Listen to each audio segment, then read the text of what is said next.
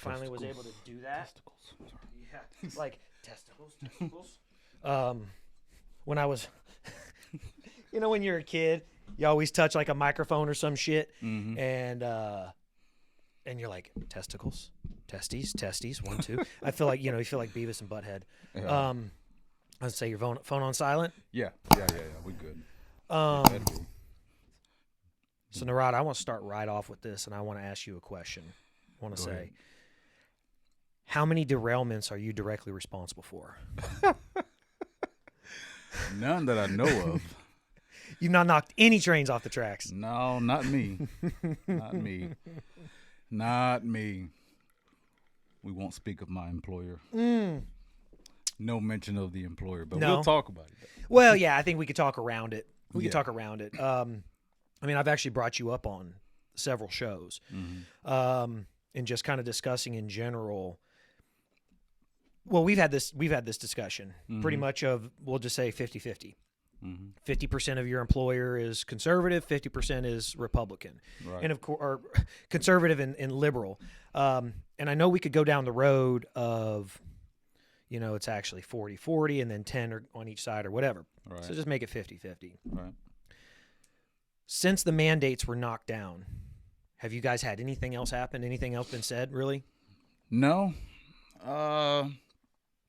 There's been conversation, in the background, meetings and whatnot. Man, it's no from the company. No, Yeah. we haven't heard anything. To be honest with you, Does it? Well, are you guys the union or anything like that? they've been pretty quiet. The company was, but the union, they've been talking about it because that's responsibility. There's a lot of questions that the workers still want to know. And so the union is kind of still obligated to figure out what's going to go on from here on out to the future, and what does our jobs mean.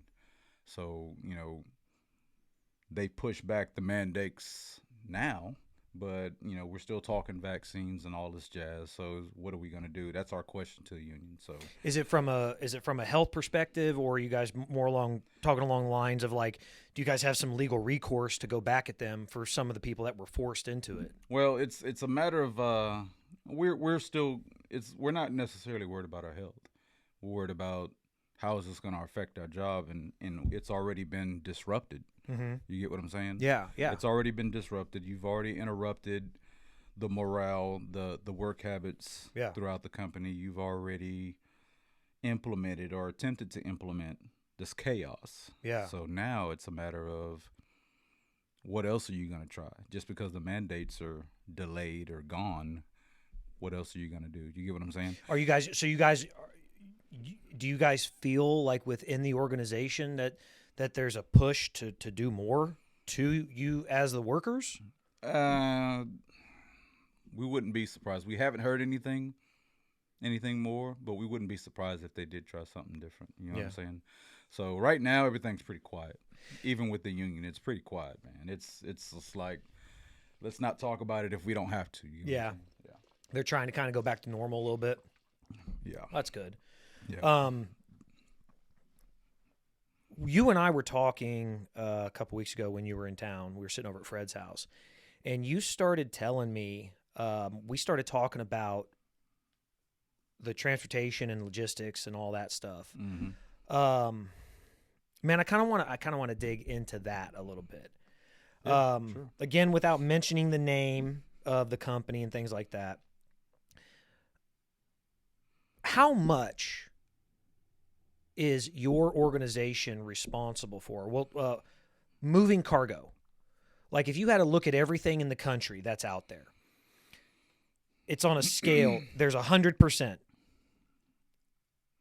Would you guys say that you guys are responsible for moving 20%, 30% of all cargo across the country? If I had to assume, because I don't really dig into the numbers, but based on my exposure throughout the company and our daily traffic and whatnot, in the mix of class 1 railroads, class 2 and all that stuff, I would assume that we do about 1/3 or maybe just under 1/3. So let's just call it, I would say about 40%, maybe.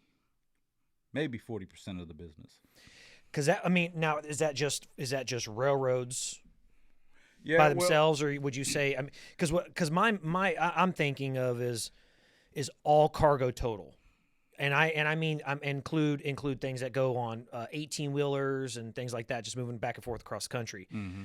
Obviously, a good chunk of anything that gets put on an 18-wheeler at some point was on a railroad. Right. All the big stuff. Yeah. Or mass production. Yeah. Yeah, plywood, Yeah. cars, shit like that. Mm-hmm. You think probably close to like a third, 40% of almost all products in the country at some point touched y'all's railroads? I would say 35 to 40 is a good assumption, to be honest with you, because we're Class 1 railroad, and you have the smaller railroads like the CXX, Norfolk Southern, which may still be a Class 1. You got UP, for example. They're probably the largest in sheer size. They've been around longer. But for some reason, Warren Buffett bought us. Yeah. You see what I'm saying? So I'm pretty sure that, Nebraska, whatever you call the Nebraskans, the people who live in Nebraska, sorry, no offense, but, it's. No one from Nebraska's watching this today. No, it's, he saw more profit in us. So obviously, and we've been booming. I think the last quarter we had over a multi-billion-dollar quarter. Yeah. So we showed profit for sure. Ugh. So it's, and that's another thing that's kind of upsetting us. They talk about those big box stores amongst all of this chaos that's going on, right? Yeah.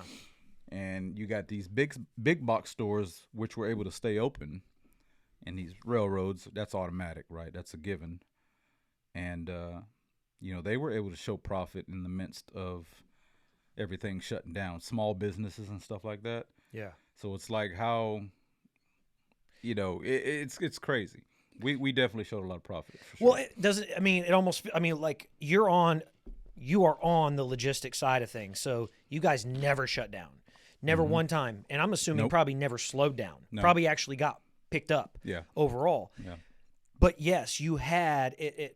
Did it not feel like a systematic effort to shut out small businesses, small town businesses, locally owned businesses? Because if you're shipping more fucking product overall, that's going somewhere. And Exactly. and if you're shutting down a Main Street business, they still got to go. Now they got to go to Walmart or Kohl's or Home Depot or Lowe's or something like that, where they could have bought it on Main Street before. That's exactly right. I was hearing some channels like the Daily Caller and Dr. Keith Rose and Charlie Kirk. All these people were saying the same thing.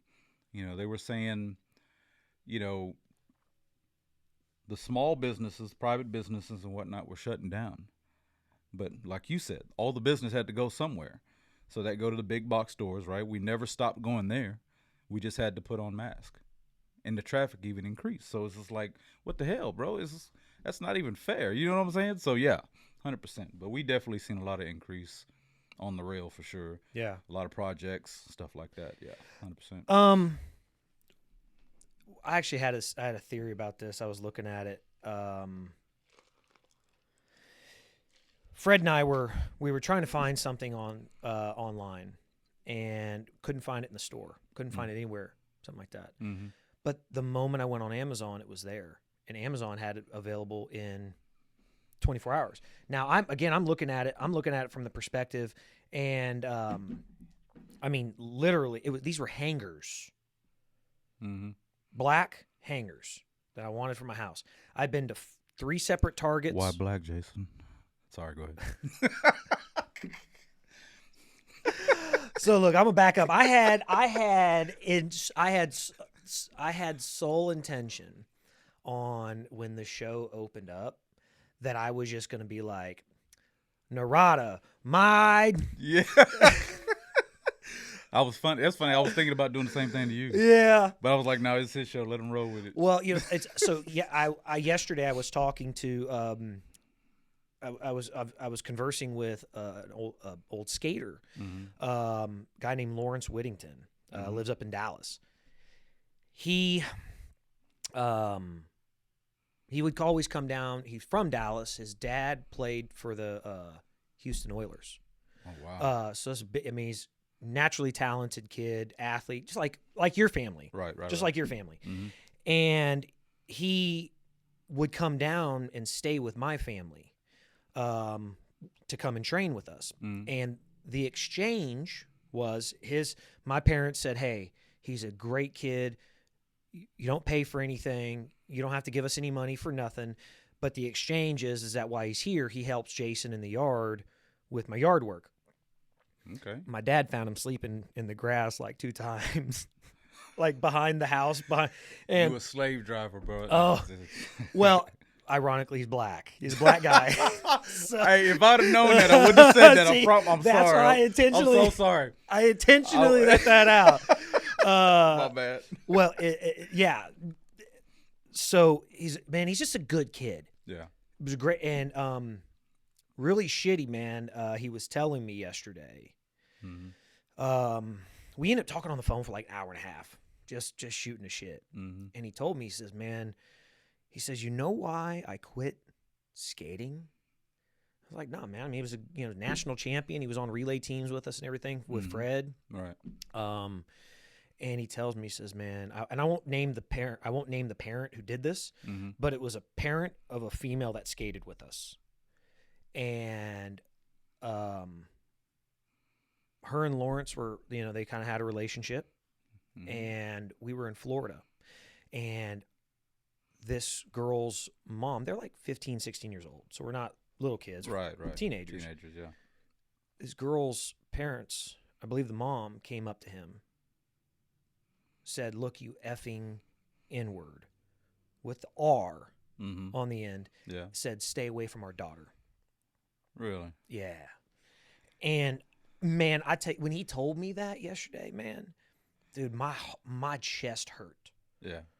I mean, you know how I am with you and Sean and everybody else, and that's the way I look at him. It's a guy that would come and stay entire summers with us and everything. Man, he's just a good guy. Right. Didn't deserve that. And especially, no one deserves that. Period.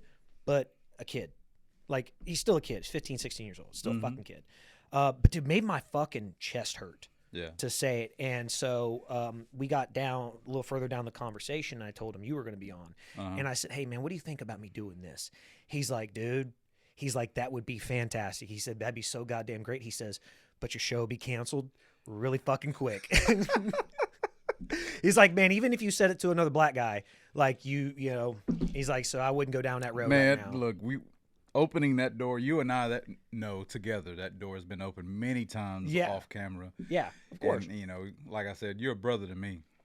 So I don't think a lot of other people would absorb it as quickly. No. You get what I'm saying?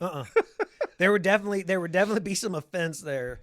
Hey, I was telling you about you started watching the show from Florida. Yeah. Right. So my buddy, Joey, we'll go down this road. Joe Rogan. Right. Topic of the N-word. Let's go. So, we'll start with this. What did you think about this? In the beginning, I didn't know what to think, and prior to that news coming out, we were already talking about Joe Rogan, right? We were talking about the Robert Malone, I think his name was Dr. Yeah, Malone. Dr. Robert Malone. Yeah. And so the way I felt about that, I've already credited and respected Joe Rogan for doing what he was doing, creating important conversations, challenging the narrative and all of that jazz. So when all of that came out, up to that point, I had already felt, even before Joe Rogan, I had already felt that we were being attacked on all fronts.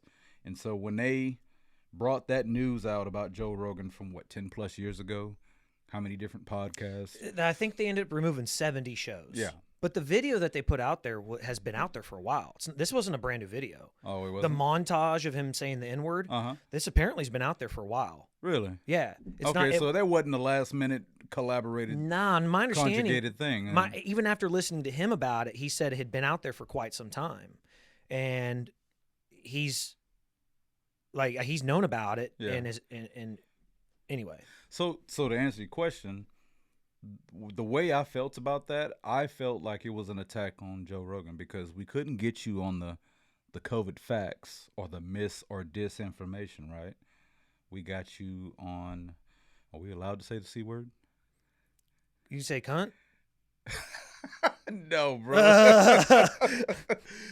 The CVAT. Oh yeah. You could say COVID. We just apparently since we're not doctors and we're not experts in it, we're not allowed to. But we can give our opinions on certain things. Okay, Yeah. so this is an opinion. All right. So no, I respected Joe, and I felt personally that it was an attack on him. That's all it was. It's an attack. It's a find another way, right? Because that's been the number one weapon throughout all of this last 2 years is race. Mm-hmm. So the number one and the sharpest weapon we have in the tool is race. So let's use it. Yeah. So I feel that's what they've been doing. Yeah. I think you hit the nail on the head, man. I think you know me, and I'm not a fan of the word. You're like you and I. We've had jokes and things like that, but this is not something that's in my everyday vocabulary. Right. Not in mine either. Yeah. Right. Yeah. You don't speak like that. No. I know you don't even let your son speak like that.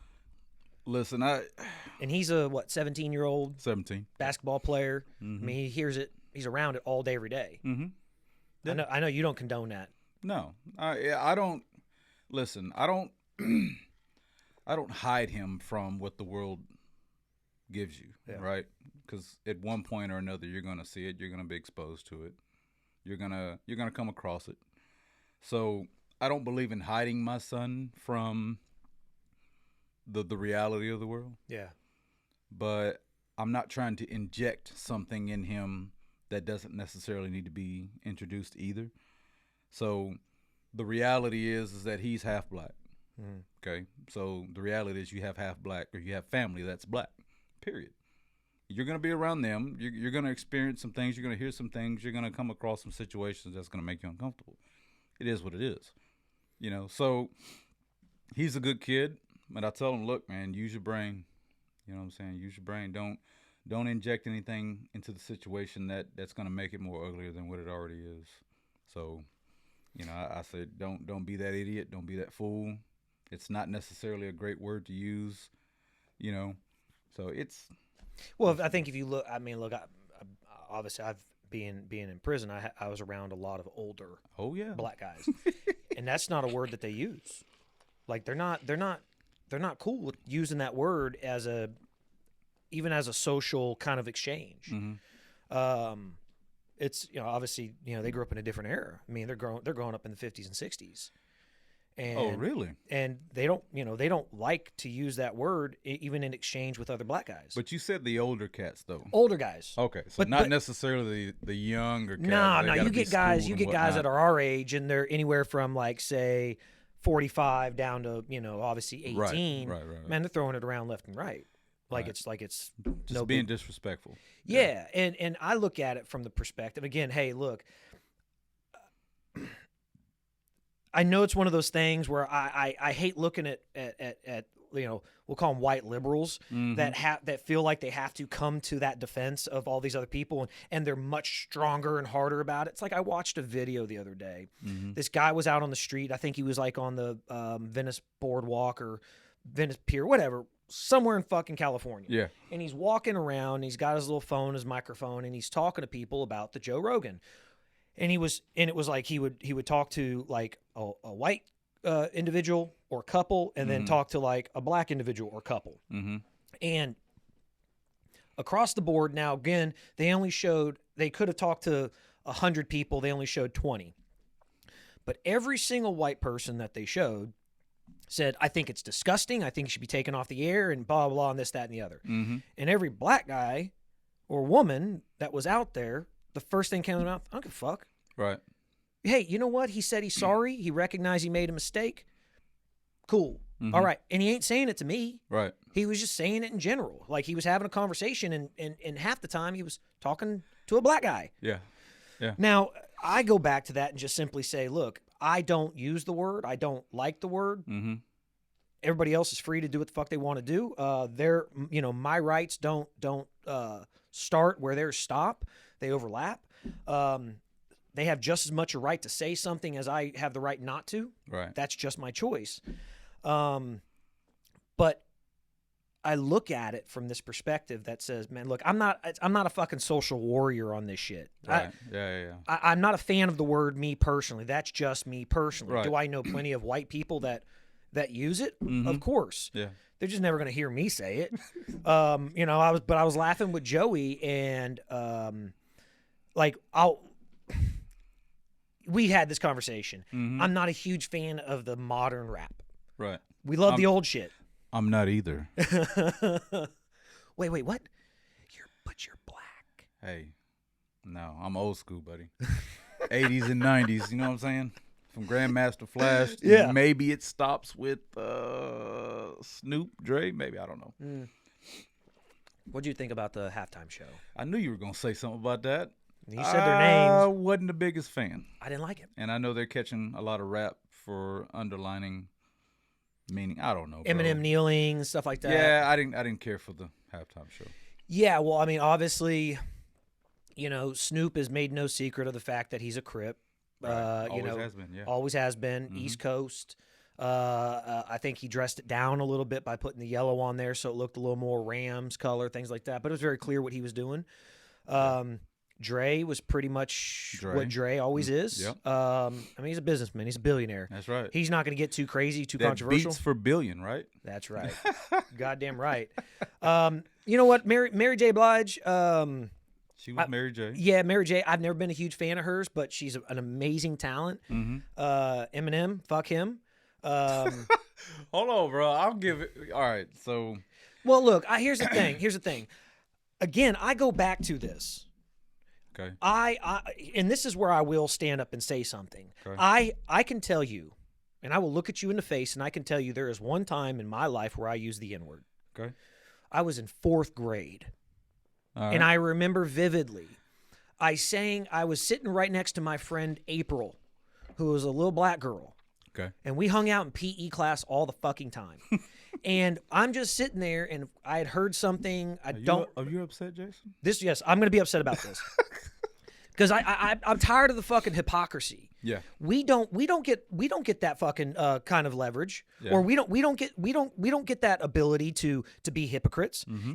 If it had ever come out, if I sat here and I used the N-word with you, a black man, and you were not offended by it, there's going to be some crazy fucking white person on the other end of this that's going to say that motherfucker should be shut down. He should never have a show. Just like they're doing now. Yeah. To Joe Rogan. Exactly. Yeah. Mm-hmm. And it bothers me because, like I said, I was in 4th grade. And it was like a nursery rhyme kind of thing. And it was like, it goes about chasing a bear up a tree. And chasing a bear up a tree. That's backwards. But the way I had heard it was with the N-word in there. And okay. So it's like an 1800s reference to lynching, basically. It clicked. Yeah, I got you. Running them up the tree. Right. And I didn't fucking realize what I had said. Mm-hmm. I mean, I'm a kid. I'm in 4th grade. Right. And April's sitting right there, and we were joking around, and all of a sudden I remember the look on her face. Mm-hmm. I remember that, and that is the number one reason I don't use that word to this day. I to this day remember the look of April's face. It bothered me. It is burnt into my memory. Mm-hmm. And we were friends all the way, through high school and everything. And I've never used it to this day. Mm-hmm. But I got a big fucking problem with someone like Eminem. Now, don't be wrong, fantastic artist. He's had great music. Really enjoyed some of his shit in the past. But don't come out as some fucking righteous, holier than thou individual when you've talked about fucking beating women and throwing your wife in the backseat of the car and your fucking mom and all this other stuff. Yeah, all the sick, twisted stuff that nobody else can say. Yeah. But and you know what? I don't think he's ever used the N-word. I don't recall. I've never heard it in a song. Right. And that's cool. Mm-hmm. I like that. But don't now come out as some fucking self-righteous individual because you made a deal and you lined up against Donald Trump and you called him all kinds of fucking names and you said all these things and now you really got to ride with that shit and you got to stick with it. Yeah, thanks BET. Yeah. Yeah. I think they were behind a lot of that. Well, okay, brings up another thing. Mm-hmm. You know, today is February 18th, right? Thank God we were able to see it. Black History Month. Yeah. Okay. Why the fuck isn't every month your month? Man, didn't what's his name? The famous black man, older guy, gray hair, famous voice. James Earl Jones? No, the other one played in a movie with Angelina Jolie. Morgan Freeman? Morgan Freeman. Yeah. Right? I love his movies. He said the same thing. I think he made a point on 60 Minutes. Yeah. A while back. Mm-hmm. Talking about, they asked him around the same thing. They said, hey, man, what do you think about it? He's like, why? Well, I don't want it. Why do I need to take everything that I stand for, my family, my culture, and everything else, right? Why do we need to narrow it down to 1 month? He said, same thing. It doesn't make any sense. No, so I don't want it. Do you want a White History Month? Fuck no. No, it doesn't make any sense. So there you go. Well, I mean, I had this very, very almost exact conversation with. It was kind of weird. It's like I started doing this show 10 years ago in prison, and I was talking with these individuals, and I was talking with these black guys and I'm learning about them. Like I sat down and I would listen to their stories, and they would tell me what happened in their life. Their mom or their dad was on drugs and they got abandoned, and I mean, just horrific fucking stories left and right. Right. You're not hearing those. I'll be honest. You're not hearing those same stories from the white families. Don't get me wrong. There's plenty of horrific stories with the white guys are out there, but it was just like one after the other with these black guys, and they're telling me these stories, and they start making these comments about Black History Month, and I said, hold on. Where were you born? Oh, well, born here in Houston, Texas. I said, okay, so you're a fucking American, right? You don't have citizenship to Canada or Mexico, whatever. Right. I mean, look, I think Kenya, Africa. Yeah, I said, I think we can totally fine. We'll give Jose over there a pass. Right.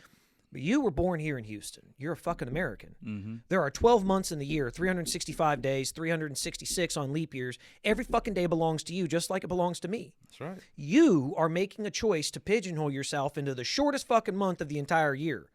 You are choosing to say that this is my month, and all of a sudden I matter in this fucking isn't month. Isn't that another irony with that? Look, the shortest month of the year. Happens. Okay, so yeah. Let's not be ignorant about the fact that was intentional. You know that. At least I see it as intentional. Absolutely, it was 100%.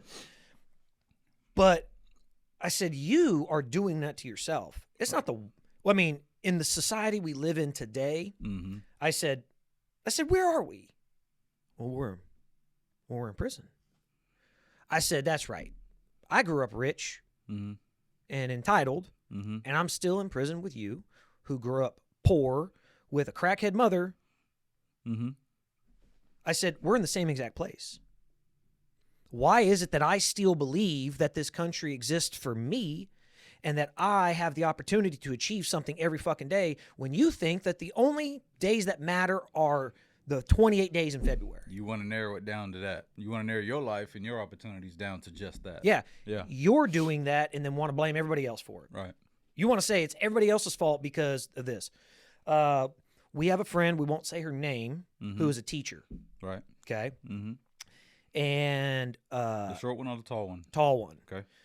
She was telling me the other day that at her school there are kids of color refusing to do homework, refusing to do assignments because they're saying, well, this is our month. We shouldn't have to. You're talking about 6th, 7th, and 8th graders. Right. Where the fuck they learn that? From the parents, probably. Yeah. From home. That's home taught. Yeah. Yep. And so I'm sitting here, man. And so again, I go back and I look at all this and I'm like, this is not being instilled by this systemic racist society.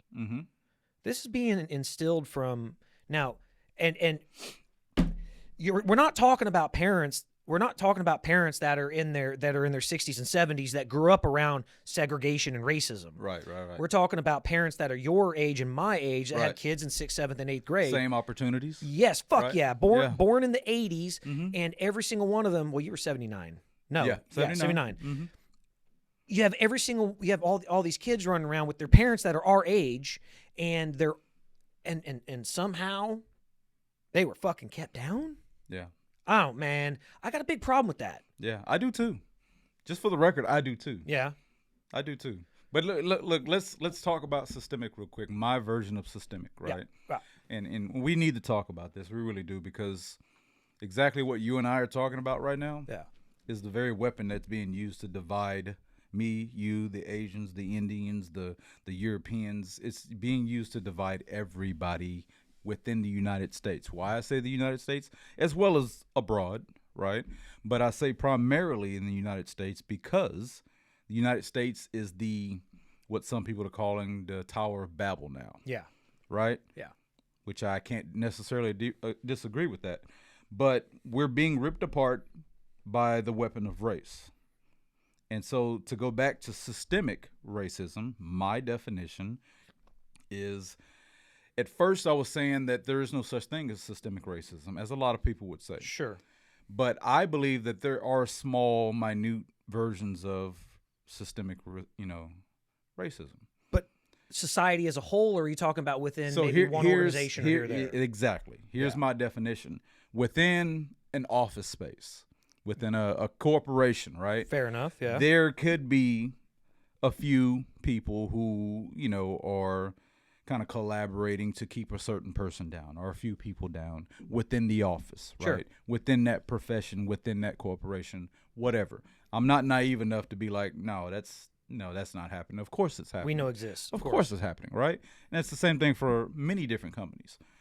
But when you say systemic racism, the systemic racism that's being used throughout the United States, abroad as a whole, I don't believe that to be a thing. You know why? Because there's still black people who are starting businesses, multi-million-dollar businesses that came from nothing. They had a drive, right? And so they're making it happen. I'm sure they have 100 excuses on why they could have quit. Yeah. Right? But they pulled up by the bootstraps, Yep. right? And they decided to make it happen for whatever reason. So, right? It's no different than an NBA player. How many NBA players have rough backgrounds? Right? Right. So I'm sure a lot of guys in the NBA and all these professional sports have rough stories. A lot of them do. Sure. But they still made it. So this whole systemic racism thing, it exists on a very small scale, but not a big enough scale to keep you as an American citizen from doing whatever it is you really wanted to do. You think maybe it's more of a mentality that's instilled within, say, It's the 100%. black community? It's a mentality that's been instilled by, I'm not going to label or color that group. It's a mentality that has been injected by a certain group that believe a certain way. Liberals. Democrats. Yeah. I'm not a Democrat, by the way. Yeah. So- Wait, what? Hold on. You can't be black then. Well, according to Joe Biden, right? So anyway, look, man, I believe in people. I invest in people. Yeah. I don't care what color, nationality, ethnicity, whatever you want to label it. I don't care. Yeah. I believe that you treat me fairly. You treat me with love. You help me get to where I want to go. You help me achieve my dreams, right? You help me learn and become someone worth more to society. If you invest in that, then I invest in you, and it's just that simple. Yeah. I don't care where you originate from. Yeah. You see what I'm saying? Oh yeah. So that's me. Well, let's not. Well, we won't make any error here to say that this country and our past is not perfect. 100%. Nobody is. As a country, we've made mistakes. People who lived in this country in the past made mistakes. They thought and lived. There has been great efforts, as there should have been, to right those wrongs. Right. You think we're finally at a place where, I mean, look, granted, this is me, but do you go out in public in a place, like Houston or anywhere up here on the north side, and are you treated differently by a waiter or waitress than the? Now, granted, you went and married one of them good white women. I did. Yeah, but do you feel like you get treated any different? No. Treated just like everybody else? No. In fact, to add to your point, with me being on the road all the time, my first time we went through some work in Missouri. We had finally made it up to Missouri. We did some work up there, and my experience in Missouri was different. So different to the point to where I had to tell people, my coworkers, my family, I told them, I said, man, you know what? I said, the whole time I was in Missouri, I felt it was awkward because people were so nice, right? A bunch of white people. That's all I saw was white people up there. And so every person that I encountered just about would open the door for me. They would smile. First glance, they would smile. Hey, how you doing? They would treat me as if I was equal, right? Because you are. I'm only saying that because, this is the South, right? We live in Houston, Texas. Sure. There's still a lot of ugly people running around, but Absolutely. For the most part, earlier to your question, no, I don't feel uncomfortable. Yeah. I'm born and raised here in Houston. But when I went up to Missouri, it's almost like people went out of the way to make me comfortable. And I'm like, man, how long ago weird. was this? Almost 2 years now. So Almost. after Ferguson, yeah, but probably was it before the most recent riots and everything yeah, there? Yeah, okay. 100%. So you're in between here those times. Oh okay. yeah. I mean, it was just so awkward that I had to tell people. I'm like, man, people were so nice up there, bro. It was awkward because they were so nice. You're like, thanks, but like back the fuck off a little bit. Yeah, I'm like, man, but they were so genuine, and I'm like, man, why am I even talking about this? But that's. Do you think that maybe they're in a situation where, because of what has happened in that state, that they're just going so far the other direction? No, they were like that before all that went down. It was, or around the time, but it felt genuine. Yeah. So no, I can't say anybody was going out of their way. Because look, I mean, we are in Texas, but. Right. In reality, the belief structure where what people think of Texans is what us as Texans think actually happens in places like Oklahoma, Arkansas, Missouri, places like that, where there's a lot. I mean, we have 4 of the top 10 largest cities in the country here, so we have large metropolitan areas, whereas there's a shitload of rural that goes on there, and so what we as Texans, again, what the rest of the world thinks of Texans is what we actually think of people in those states. Right. Where everybody thinks like down here in Texas, we're a bunch of fucking racist pigs. And that we still ride horses throughout the cities. Right. Some do. But we as Texans look at Missouri, Arkansas, and Oklahoma and say, that's the fuck they do up there. The hick town, yeah. They're the ones that are still having the Klan meetings out in the open. They're the ones that are, having sex with their sisters and stuff like that. Like that's what we down here in Texas think, because that shit doesn't exist down here. Right.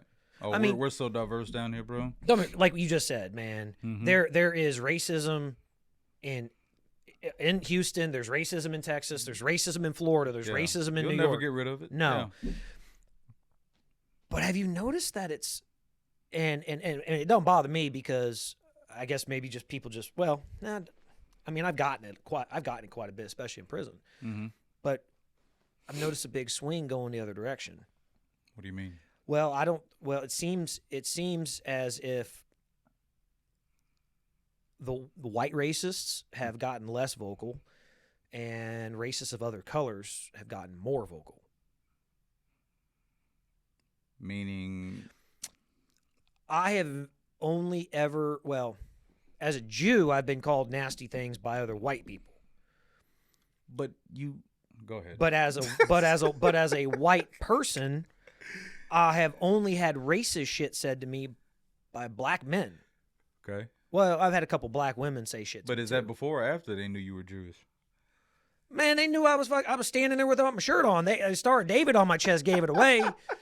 I forgot about that. Go ahead. Yeah, you're right. I mean, the white people, as soon as they found out I was Jewish, there was comments made. I mean, Woody, and a couple other people. We were walking out of the Dave Matthews concert one year in the Woodlands. Yeah. And there was a group of Nazi skinheads, and they were calling everybody that was coming out of the concert, saying everybody's there, come, you know, because they didn't like, they didn't like Dave Matthews or whatever, so they're having a rally against him. Yeah. But everybody coming out of there, you're all going to hell and this, that, and the other.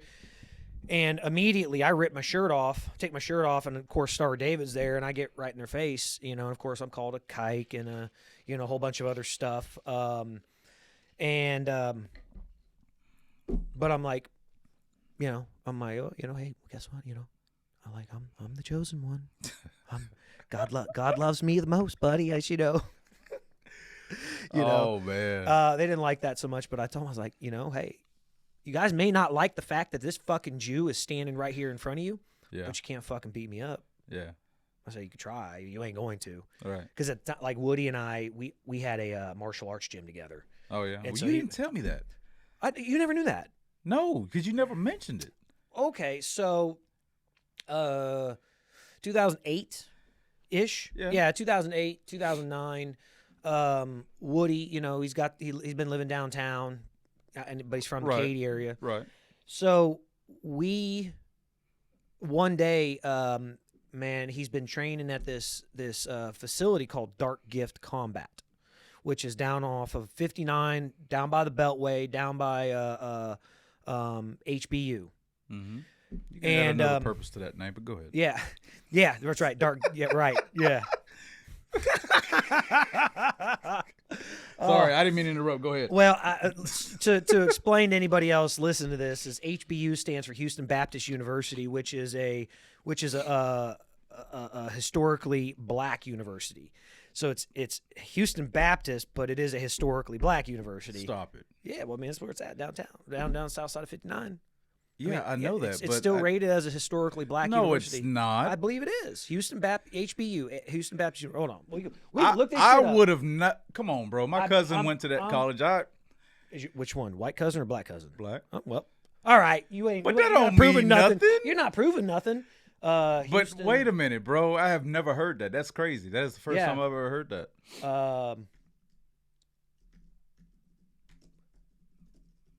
Yeah, bring up the list. I want to see the list. All right, we could probably HBCU. Let's list see. Or schools. Well, this one's going to be right up at the. It's a part of the Christian University in Texas. Well, we're going to pull up the website right here. Houston Baptist University. This is. You think they're going to put that on the website? Hold on. What? Well, yeah, HBU. I mean, a lot because they get funding for that shit. Man, I've never heard that. I mean, look. Hold on. In here. Hold on. How do I get rid of this shit right here? I want to fucking show this. I want to show this picture. Get rid of that. Jesus, come on. Oh, wow. I'm trying to get rid of this fucking picture right here. Okay, on campus. Who gives a shit?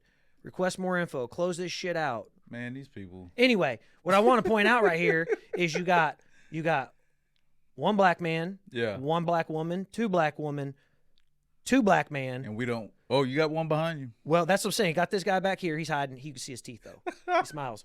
It's the goatee that's giving him away. Yeah. It's nice lined up. Yeah. But we got 1, 2, 3, 4. She probably is Indian. They're covering up the white girl's face right here, and he's definitely not white. You get the stuff off the. I can't get that. No, we got to make that one number up, man. Come on. Oh yeah, man, we got it. But that's crazy, man. Anyway, I'm pretty sure they might have the designation anyway. Doesn't matter. All right, I'm gonna go research that, man, because I've never heard that before, man. Yeah, that's crazy. But okay, so that's where we owned the gym at. It was down there off 59. Forget the crossroad. And so he was down there. He would go down there. He was just training. He was just going down there, hanging out, and he really loved the place. And right. He knew I had been boxing when I lived in Florida. Mm-hmm. So and then did Muay Thai kickboxing when I lived in Canada. Mm-hmm. Cross training. So anyway, he's like, "Man, you should come down and check this out." And it had a great training program. Mm-hmm. Problem was that the guy who owned the place didn't know how to run a fucking business. Couldn't keep the place up, couldn't keep it clean, and half the students that would come in on a regular basis, they wouldn't pay their fucking tuitions. Right. And in a place like that, the kind of training that was going on there, it should be, I mean, it's like 150 to 200 bucks a month because you got like 4 classes a week. And that's a lot of valuable time. Well, I mean, it's you're doing jujitsu, plus we're doing CQC. It was a lot of military style training. The instructor owner, he was a Green Beret, and so a lot of the stuff we did was self defense oriented because we had a lot combat. Well, yeah, hand to hand, but we had a lot of women there, Yeah, and so we taught a lot of just general self defense stuff, but removal of a knife, stuff like that, right. Just proper holding techniques of knives, things like that. Guns, pistols, whatever. He just couldn't run a fucking business. So Woody approached me about buying the place. And so we ended up buying it. We remodeled it, built it up. We probably had 50 students in there and everything. And then, and we bought all brand new gear. Like I built these huge overhead metal racks, and we put big, heavy, like 100-pound heavy bags on them. Yeah. We had 12, and I mean, I built them out of steel, and I painted them and big arches and everything. I did it all myself. Man, Woody brought in like these really badass high-end vinyl mats, put them all down. Man, it was fucking first class. Right. Everything was fucking first class. And the dude still wouldn't fucking collect the fees and dues from people. Like, we even set up a credit card account. We put in the paperwork. Made it easy for everybody. Yeah, and so it was like, he would, it's like, yeah, look, when you run a place like that, yeah, you got to give people free trials. You got to let people come in for, 1 day or a week or whatever. Yeah, come check them out. Yeah. Man, there was people that would be in there for 90 days, and he hadn't collected a fucking dime from them. And then we would have to stop, and we'd be like, look, you can't, like, we need you to pay. Like, you're going to have to pay at least 2 months. And then they just wouldn't fucking show up anymore. Yeah. And so it's like, man, they got so used to him being so lenient. Yeah. Yeah. And so we, at some point, man, I walked away. I washed my hands of it. I was like, man, I'm not going to lose any more money. Cause I mean, we're paying the mortgage, we're paying the lights, we're paying all the shit. Rent, yeah, everything. And he's getting paid as a fucking instructor. The guy that was originally the owner, now he's collecting a salary as the fucking instructor. Oh no. And it's like, man, come on. No, that ain't gonna work. So anyway. Yeah, Woody and I used to own a mixed martial arts facility together, so we did a lot of, like I said, there's a lot of jiu-jitsu. A lot of it was, a lot of the training was based on public scenarios. Like if you're in a bar, you know, you're at the rodeo. Everyday scenarios, yeah. Yeah, and so like we did one of these things where you could gear up if you wanted. You could put your headgear on, you could put your shin guards on, whatever. You're allowed to wear whatever you wanted. Most of us chose not to. We wanted to treat it like a real world scenario, but we had this huge training room that was probably like 50 by 50. So lots of room for everybody. And this one class, we had like 30 people in there. And the instructor walked through and gave everybody a number, even or odd, even or odd. And then at the same time of giving them their number, he also announced who the mark was. Now, the mark was going to be the person that's getting attacked. Right. If you were even number, you were supposed to be kind of on the mark's side. If you were an odd number, you were supposed to be attacking the mark. The mark wasn't told the name. And he just kind of had to respond. And so he's like, hey, go into motion. Well, that's real world. Real world scenario. You guys just like hanging out in a bar or whatever, like you guys just walking around talking to each other and shit. And then one person is given an additional number as the instigator, and he's supposed to make the initial attack, and then everybody jumps in. Right. So that's how it went. And one time they made me the mark, and he beat the fuck out of me. He beat my ass. I mean, you can't see it coming, man. Gotta get you. You can't see it coming. Nothing like that. Especially if you're talking about well-trained individuals coming down on top of you. So just you gotta hope for the best, man. Hope for the least fucking bruises when it's said and done. Exactly. But anyway, so we came out of there, and Woody was right there with me. And funny story, actually, Woody and I were actually starting the gym, about to open it back up. after painting everything, we went in there on a Saturday. We had like a 6-pack of beer. We were just finishing a little bit of painting, and so we split a 6-pack of beer, and we were like, we looked at each other. It was like almost simultaneously. We're like, "You want to spar?" We're like, "Yeah, fuck yeah." So we geared up, man, and I swear to you, Woody, man, without hesitation, and he's tall. He's your height, Right. You know, you guys are 4 inches taller than I am. Without hesitation, he leans back and fucking roundhouse kicks me right in the ribs. Oh, shit. I mean, the very first thing, it breaks 3 of my ribs. Just with his right leg right in my left side, man, just really breaks 3 of my ribs right then and there, and I'm like, oh.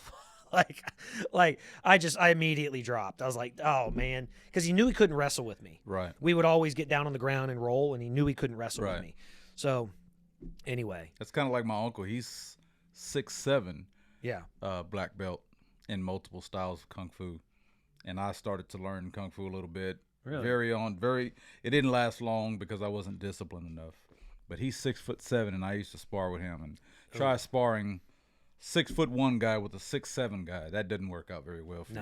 So well, yeah, because that's what it was. Is we would when we would roll jujitsu, like he had been doing it a lot longer, so he could easily, strike and do some other stuff. Right. But if I was able to get a hold of him, he couldn't get out because I had a lot less, my legs were shorter and stronger, and I didn't have to reach so far as he did. And so it was easier if I pulled him in, to go choke him. His arms are no good. Yeah. Versus mine, I can be like this. He's like a fucking baby deer with his arms. Woody does kind of look like a baby deer with all the spots and shit. Hey. Yeah. with all of his goddamn spots. Oh God, dang it. Well, that giraffe, that giraffe upstairs by the back door of Fred's house. Yeah. They call that Uncle Woody. Really? Yeah. So we used to have the same exact giraffe in our house. Stop it, and Woody used to come over the house all the time, and I had trained the kids to call this giraffe Uncle Woody. And so one day he coming over, and they're like, the real Uncle Woody's coming. Oh. And he's like, and he says what? And I had explained, and it's of course, because he's freckled head to toe and everything, and just. Dude, hey, Woody, I got freckles too. You just can't see them very well. So don't feel bad, bro. So don't feel bad. Are you saying that the freckles like he really could be a black man? He just he's filling in the gaps with some white spots. No, I ain't got nothing to do with this, Woody. You hear this man talking about you right now. Yeah, my dad was actually your color. Really? A little darker than you, matter of fact. Yeah. Yeah. Well, I'm that's half where black. I got that's right. Yeah, man. Don't you forget that shit. Damn. My bad, bro. Yeah, man. I'm sorry, man. Yeah. I don't know what the hell happened. Disappointed you, man. But my dad was a little dark, just slightly darker than you. Yeah. Yeah, he had freckles and shit, so that's where I got mine from. Okay. Yeah. But I'm gonna go back to this where the topic of the Joe Rogan and the N-word and everything. Well, first off, again, the Super Bowl show sucked. I thought it was just boring. Agreed. Fuck The Rock. That was horrible. I mean, hey, fantastic outfit, but Jesus Christ, dude, come on! You're gonna come out on the fucking field. Implement sarcasm. Yeah, but it's like geez, hey, all right, NBC. We get it. The Rock is who you're attaching your fucking, you're hitching your fucking ride to right now, and you guys want to make sure you have The Rock on every goddamn thing possible. They had him before the opening ceremonies of the Olympics. Yeah. Oh, now, really? Oh, yeah. I'm not watching the Olympics. Same fucking speech he gave at the Super Bowl, he gave the same fucking speech before the opening ceremonies at the Olympics. Now, not in Beijing, but pre-recorded in a studio, whatever. Yeah. And he's going around, and it's the same fucking rousing bullshit that he did at the Super Bowl. Right. Now, I'm not watching the Olympics either. No, me either, yeah. I am actually the interview I'm doing later today, it's actually being done via Zoom. Okay. It's with a coach who has three of her athletes are actually in the Olympics right now. Nice. Yeah, they're over there. They've all won medals. One of them actually just came out today. He suffered a back injury. And I swear to fucking God, it says at the bottom, it's on NBC. I got a screenshot of it, and it says that he suffered. Now, he already had back issues. He was having back issues for a little bit of some time now. Yeah. But I swear to God, it said that he suffered a back injury trying to take pictures of his legs from an exotic angle in the Olympic Village. Now, Well, I guess the water pipes aren't the only thing busting there in the Olympic yeah, Village. man, huh? I'm not fucking sure. I'm not sure what was happening. Now, I'm going to say, I immediately saw this and thought it was a fake article. I thought it was something that was fake. Yeah. I don't know. I will try to find out, but this is what I was sent, and I was like, okay. Now, I'm going to say this. The guy he was an ex-inline speed skater. Okay. Um, Shout out to Erin. What's Erin's last name? Jackson. Erin Jackson. Congratulations. Yeah. So Renee Hildebrand, lady I'm interviewing later today, Mm-hmm. she was Erin's coach when Erin skated inline. Really? She still coaches her to this day. Really? Yeah, because Erin's from Central Florida. Okay. Well, Brittany Bowe Mm-hmm. and Joey Mantia, they all came from inline. Right. They live in Central Florida. Right. Renee is their coach. Really? Yeah. So that's who I'm That's interviewing awesome. today. But yeah, hey, first off, I can't say it enough, man. First off, all three of those individuals, they've turned out to be like great human beings. Mm-hmm. But fucking kudos to Erin, man. Yeah. And to Brittany, because Brittany gave up her spot in the 500 meter. Really? Now they still at the Olympic trials, and it's kind of all subjective and it kind of sucks, but Erin was coming down the back stretch, doing her crossover Mm-hmm. in Salt Lake, doing the crossover to come into the final turn, and she kind of had a bobble, Right. and she ended up getting third in the 500 meter at the Olympic trials, even though she was the world number one rated 500 meter, female 500 meter. Mm-hmm. So she got third. Had she fallen to the ground, the judges would have automatically granted her the opportunity for a reskate by herself.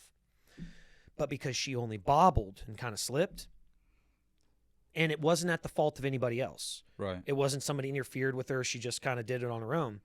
So they wouldn't grant her anything.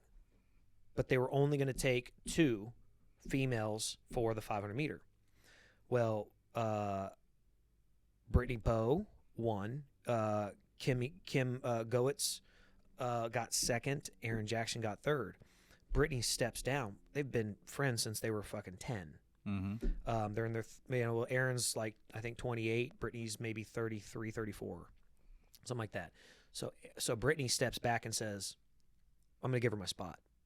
Oh, really? So in reality, the only reason that she even got an Olympic trip was because of Brittany. Now, let me put that back. She was a damn talented skater that had the opportunity to go there. Right. But the only reason that she actually qualified for the team is because Brittany stepped down for her, and then what a way to repay that by turning around and winning the fucking Olympic gold medal, man. I can't see any better way to make that happen. Perfect story. You know what I'm saying? Yeah, it's like just put all that together and you're like, man, there's no fucking better way. And then to be like, hey, thank you, my friend, for doing this. It's like had she gone out there and fucking squandered that, it would have been like, yeah, she probably would have been like, oh, why'd I give my spot up for this? Done better, just by default. Mm-hmm. That's a natural thought, but yeah, I got you. But I'm going to say this, and I think you can respect this and understand this, that she won an Olympic gold medal for Team USA. Mm-hmm. We're going to talk race again. Okay. She did not win an Olympic gold medal for Team Black. No. It's funny you say that because I said the exact same. When I saw her, for anybody that saw that ceremony at the end when she received the gold medal, standing on the podium, mm-hmm. she was crying her butt off, right? Absolutely. She was bawling. Yeah. And I felt so happy for her. Absolutely. Right? Yeah. I felt happy for her. This is me, okay? Let me add to what I was going to say. I felt happy for her because she was black, mm-hmm. but that's a small part of it. I felt happy because she was a black person who had the opportunity to win the gold medal, and she did, and she won it for the United States of America. Yeah. Right? Because that's the great place, regardless of what you think negatively about it, we still live on the greatest land on the earth. Absolutely. So America. it's, I felt happy for him, man. Well, goes back to what we were talking about earlier is the fact, okay, if racism and systemic racism is so rampant in this country, would she have even been given the opportunity to do what she did? Not at all. No. So the answer to this is yes, there are racist people out there. Is this country racist? Fuck no. Systemically racist? No. Historically, Yes. yes, but not systemically. Checks and balances have been put in place to stop that. Thank God for Abraham Lincoln and everybody else that thought like him. There you go. So, Yeah, it's weird, but so anyway, fuck Eminem. But yeah, Erin Right Jackson, back. all those guys were great. But I didn't like what I loved seeing her because look, I've got so many friends on like Facebook and Instagram that are directly close with her, and so many beautiful articles. I mean, she was on the Today Show yesterday. She's been on the cover of USA Today. oh really? Okay. And God bless her. I hope she makes $100 million. Right. Ride that fucking wave. I mean, before she went over there was a brand new huge Toyota commercial that she was in. She was the only speed skater in the commercial. Nice. Man, so ride the fucking wave, make your money, live an awesome, awesome fucking life, right? Right. All for that.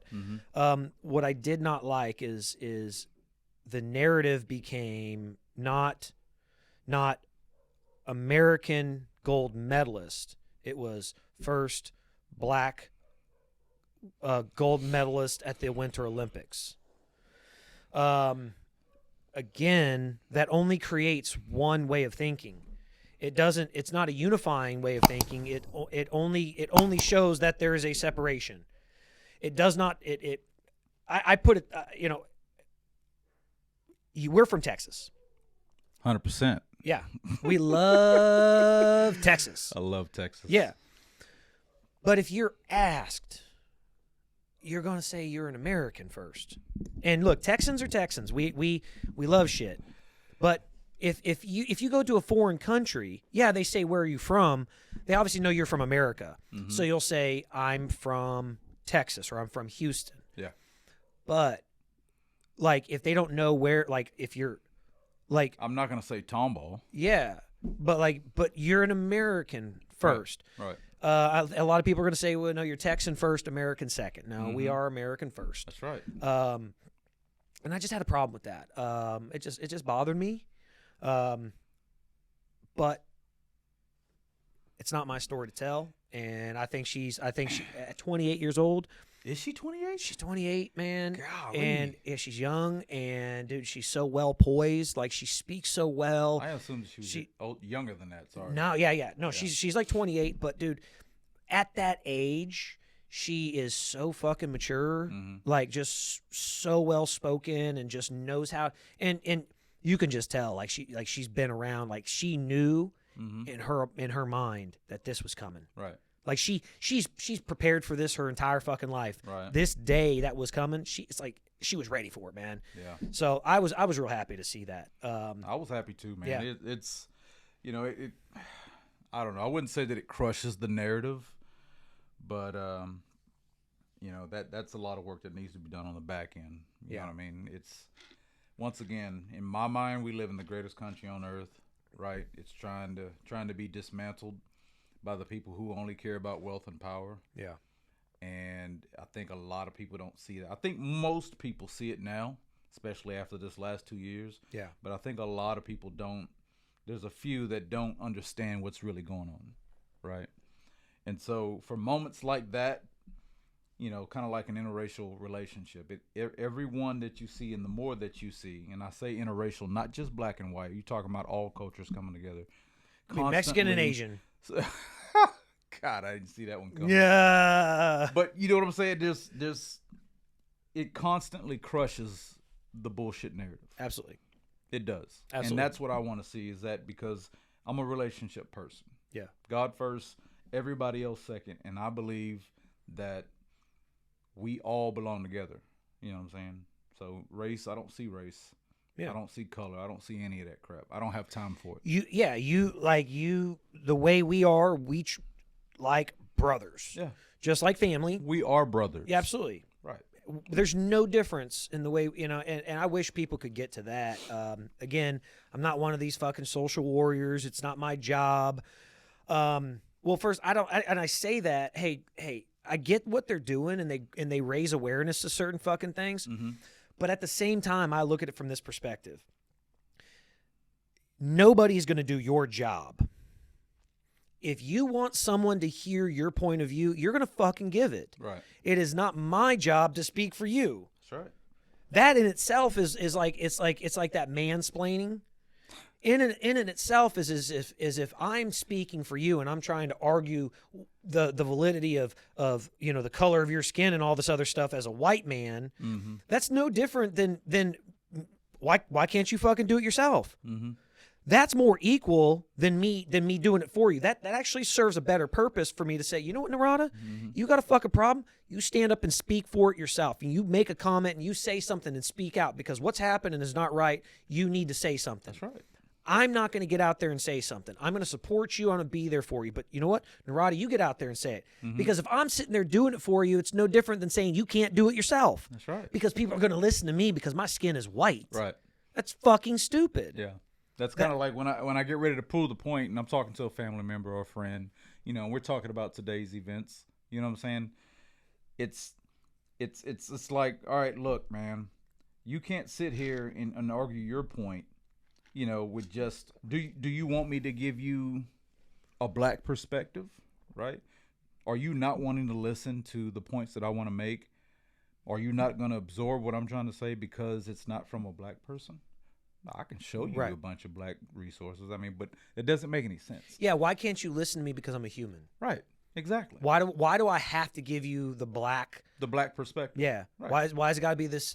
And even if I were to point them out to you, Low, careful now. You got that Asian chick that got in trouble for speaking the what did they call it? That Asian chick from Hollywood, a young girl. Hey, I'm good, man. I got you here. Hey. Apparently, I'm the leverage. Hey, but I'm half black, dude. I can say what I want. I know. Yeah. I know. Did you see the interview with Peacemaker? I saw part of it. Okay. Peacemaker's he gave me my black card. He's the one he's the one that officially accepted me into the group. Did he give it to you? Yeah. Oh, okay. He was so when I made it out to the trustee camp, Peace was he'd been there for a while. He'd been there for a couple years at this point. Mm-hmm. But very intelligent man, and he spoke very well, but he could relate, which was really funny. He could relate on all sides, which, again, he's just a smart person, so it shouldn't matter. Right. But he could relate to all the white guys because he could play softball like a motherfucker. Yeah. And he held a job that was out there that was very respected. Mm-hmm. But the black guys loved him because he could also play basketball, Mm-hmm. and he could rap. And I mean rap, dude. Wrote something like 3,000 songs while he was there. 3,000, bro? 3,000. And they're fantastic. Did I never told you I was in his first rap video? Oh, come on, man. Swear to God, man. I'd have to go fucking back You don't on have this. to find it, but you will show it to me. Hold on. Off camera though. Nah, man, we're gonna. You will show it to me Nah, because there's a lot of bullshit on my fucking Instagram.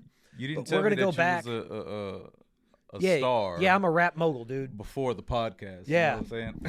So we're gonna scroll down on this, but anyway, so he wrote like over 3,000 rap songs while he was there, man. And so when I finally came home, I came home about a year and a half, 2 years after him, Mm-hmm. and he asked me to come in and be in his first rap video. Anyway, man, super, great guy. But while I was there, I couldn't associate like there's a couple white guys that I still talk to from there, but overall, most white guys wouldn't associate with me because pretty much everything there is based on gangs and color. Right. And I'm Jewish, Mm-hmm. so I couldn't be accepted by the Aryan Brotherhood people and all that shit. So if they were into that, I couldn't talk to them. Right. So I got accepted by the black guys and the Hispanic guys. Well, Peacemaker and I ate together. We ate we would eat dinner together every fucking night. Mhm. I'm getting close. Hold on, there was a picture. Hold on, I don't know if you saw this. First, where'd it go? Shit, where was it? A lot of these pictures, I'm half naked in every goddamn picture. Oh, Jason. No surprise, bro. No should not be a surprise. There was a picture. It was a picture of me and Woody. That's an old from one of my world champion from when I won one of my gold medals Nice. at world championships. I got a little box of fucking pictures down there. Hold on. It's a funny. So what you do? picture. Upload every single one of them? No. Honestly, I think I only have one. One photo of me actually on the podium. I haven't been able to find all the other ones. No, I'm trying. Oh, here. So guys, just so you know, this Look. this podcast wasn't intended to be about race. It's just that it naturally and organically arrived, and we want to contribute to the nonsense that's going on. You know, we want to combat all of the nonsense. You know what? Fuck all them. We're good. He didn't mean it. There's nope. You know what? I don't know if anybody's listening to this point, but here, Uncle Woody. So this was my first Halloween after I came home from prison. Love the outfit. Yeah. So I was a stripper cop. Oh, Yeah. hence the satin outfit. Yeah. right? Absolutely. You yeah. gay bastard. Yeah. So I did that, but yeah. So let me go. I'm gonna go down here. Hold on. It's down here, man. Oh, there it is. Look. See, here's Peacemaker right here. Yeah. His first rap video. Mm-hmm. Hold on. Do I got sound on this fucking thing? You got a mute button somewhere, don't you? Is there sound? Am I hitting anything? What I got down here? No, it's up 100%. Fuck. Anyway, this was his first rap video. That's a fresh haircut, though. I like that. But yeah, you notice not wearing any gang colors. Yeah. He's not wearing any red, any blue. No black and white. Mm-mm. Only a few people will understand that. Now his the scarf he's got in his back pocket is his logo. It's his Peacemaker clean cut is his brand and everything. Anyway, Trevor Lee. Song's name was Rise. Peacemaker at Peacemaker 1. Anyway, yeah, he's been on, man. I was in his first rap video. Awesome. Right here, man. Awesome. Hell yeah. My boy, man. My dude. Anyway. Awesome. Anyway, man. So are we gonna talk about this upcoming trip? Are we allowed to talk about that? Oh, fuck yeah, man. Fuck yeah. This is gonna be so much fun. Man, so I tried. I'm not sure if I'm gonna be able to do it for everybody, but I'm at least gonna get it for Dustin. Mm-hmm. I think we talked about this. I was gonna get a gift for everybody. Yeah. I don't know if I can make it happen in the short. We got a week left. The gift is us coming together. Yeah, at this point, man, I think it's that, man. It's gonna be the brotherhood coming home, man. everybody hanging out, having a good time. Yeah. But I do have something I'm gonna work on for Dustin specifically. Mm-hmm. So that way, because look, this motherfucker, he likes to be the center of attention.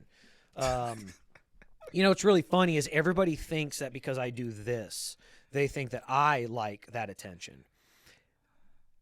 Dustin wants it. Really? He wants that attention to be on him. He wants to be the center of it. So you saying he's gonna be right at home? Oh, he's gonna fucking love it. He's gonna love it. So we actually had one person, Fred and I were talking about it last night. One person backed out. There was one Last guy. night? Yeah. Well, yeah, he got a message from the guy because we've been trying to get a hold of him. Yeah. And he confirmed, and now he backed out yesterday. Okay.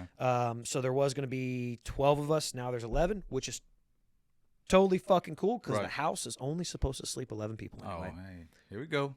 Well, yeah, because I think there's four or five bedrooms. Mm-hmm. So we gonna have to. It's either there's only a couple proper ways for a couple dudes to sleep in a bed together, man. Tell me what those are, Jason. It's either hold a hole or hold a pole. Oh, you can't. Bro. You what can't. about head to foot? Come on, man. Oh man, I don't know, man. That's gonna be rough, I'm man. gonna bring my air mattress. Okay? Yeah, but hole to hole is probably the best way for that for two dudes to Which sleep in the hose you same talking bed. about? Huh? Which hose you talking about? Your butthole. Yeah, man. So it's supposed to sleep 11. I think there's 5 bedrooms, plus there's like the theater room and the living room. So there's pull-out couches, and Right. of course we're not going to a third world fucking country. Right. If we need, we go to Walmart, Yeah. buy a couple air mattresses, Yeah. plenty of fucking room. Yeah, 100%. So, man, I've been trying. You didn't get on our flight, did you? No. No. I'm on a different flight. What time do you land? About 11. Okay, so you're an hour before us. Yeah. We get in around noon. Well, you'll be getting there. Dustin gets in around 10:30. Okay, so that's cool. Yeah, he and I can hook up. That dumb son of a bitch. Hey. He couldn't even coordinate, get on his own fucking bachelor party on the same flight with half the people that are going. I know. I was pissed off I wasn't able to get on that same flight as you and Sean and Forth and all of them. Yeah. Yeah, that would be, cause we're leaving out of the same airport. Yeah. Are you are you on Delta or American? American. American. Yeah. See, yeah, we're all United. You're leaving an hour before us. Mm-hmm. No stops for you though, right? Yes, that's the downside. Oh, you got to go to Dallas. That's the downside of American. They always got to stop in so Dallas. you're leaving way ahead of us then. Yeah. Because we leave at we made sure we're leaving at like 10 a.m. Yeah, y'all got a straight flight though. So. Yeah, and we get there. We leave at 10. We're getting there at noon. Yeah. You're gonna have to leave at you're leaving at 8 a.m. because you got to go through Yeah. Dallas. Mhm. Oh fuck that, dude. Yeah. Mm. Yeah. It sucks. Actually, no, I think it's a 7 o'clock flight, but Okay. yeah. Well, yeah. So I'm trying to line some stuff up for us, man. I've got Jonathan Garcia. Mm-hmm. Shout out to Jonathan. Jonathan grew up here in Houston, inline speed skater. Mm-hmm. Transitioned to ice. Now made the national team on short track. Yeah. Then made 2 Olympics for the long track. Mm-hmm. The 2014-2018 Olympics. So he still lives there. He's moving to Wisconsin, but he's going to come and hang out with us. He's going to work on he lives there, so he Right. knows a lot of people. Right. Obviously as an Olympian. Tell him to work something out for So, us, man. Kind of. He's going to us where to go and yeah, what to well, hit up. he's already made some inroads for us with on Main Street with all the restaurants and bars and stuff like that. Yeah. So he's doing that, but he's going to try to set up some stuff. Plus, we have other people that Fred and I have known for 20 years Mm-hmm. that still live out there. Nice. So there's a good chance we'll have some other people that'll just they'll show up one day, Let's come hang hook out up, with us. man. I mean, Yeah. so it's going to be a good time. Heck yeah. I was looking into doing snowmobiling. I'm not sure if that's going to fly because I just don't think there's enough of the guys in the group that would. Let's just be honest, man. A lot of guys in the group they're going because we were able to split it up amongst everybody. Right. Mm-hmm. There's certain things that Fred and I would do for everybody else, Mm-hmm. stuff like that, but.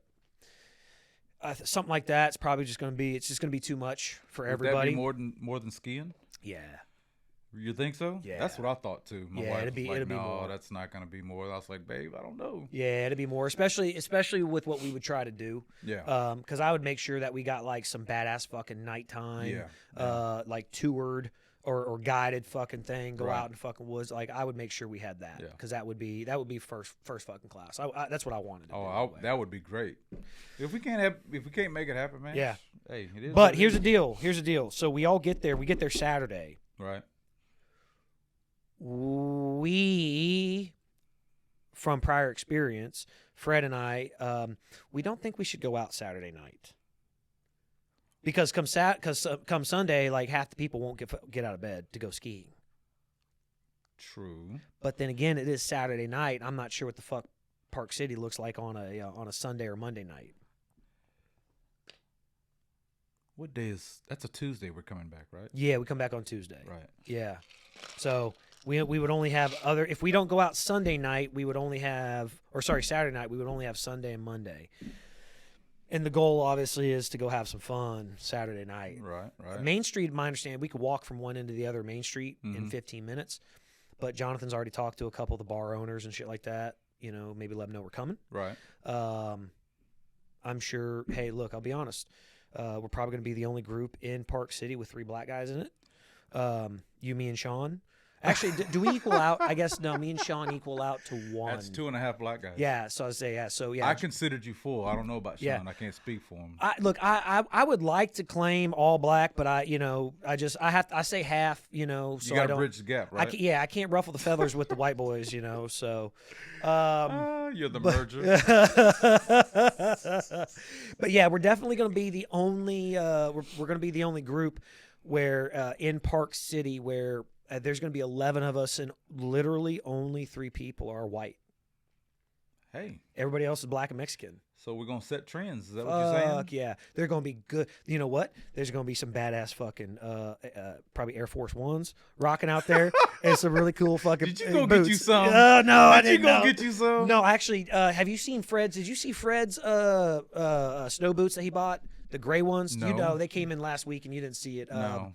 Drew was over at the house and well, anyway, man, I've already had these. I've had these Adidas that I'll be wearing out there. They are they're like trail Adidas. Really? I haven't had an opportunity to wear them anywhere else, but they work on ice. Mm-hmm. They're really thick and knobby. So when we go out at night, they're waterproof around the bottom and everything, and they're really thick. Any regular casual shoes for stuff like that, man.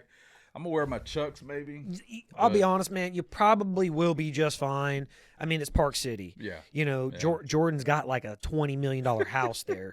I don't think that we're going to be walking down. Didn't they shoot some of Yellowstone up there too? Man, I don't know. I don't know, man. I've never seen it. So you watch Yellowstone? Great show. Really? Great show. Yeah. Yeah. Do you relate to anybody in that show? Are there black guys in that show? Do they have any black guys in the show? I've never seen it, so I don't know. I think you had. I'm only through the 2nd season. I haven't started the 3rd yet, but I want. If you're having to think that hard, it probably. But no. I'm either there's no black guys or there's not a very I'm prefacing memorable. it with I'm only through the 2nd season. Okay. I haven't watched. I think there's 4, maybe 5. I'm not sure. So far. So I've seen 1, 2, Yeah. 2. Yeah. 2. So. And I'm not going to call them what I'll call them their other title in the show, and they're Wranglers. I'm not gonna say the other professional name that they call them in the show. So just go watch it. It's a good show. What do they call them? What do they call them? Hands. Ranch hands. Yeah, but what else? That's it. That's it. Ranch hands or Wranglers. Both.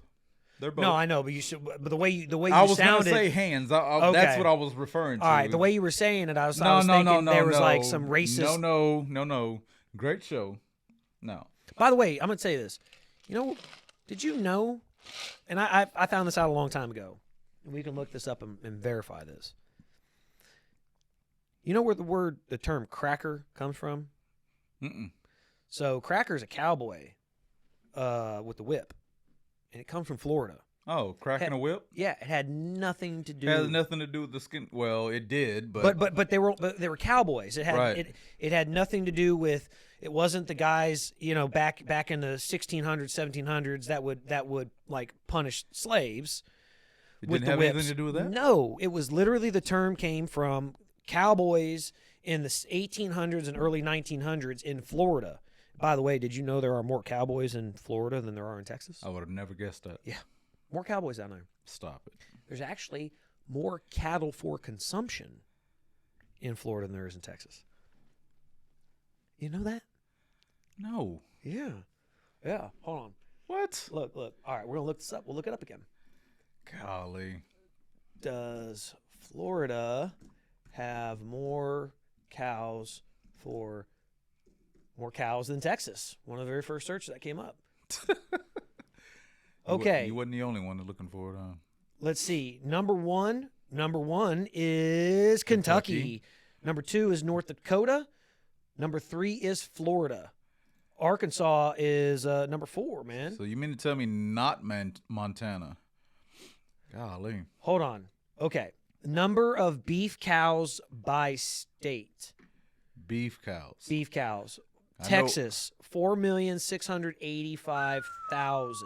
So the number of cattle in every state is a good indicator of how much beef each state produces. 7 states have over 1 million beef cows in 2021.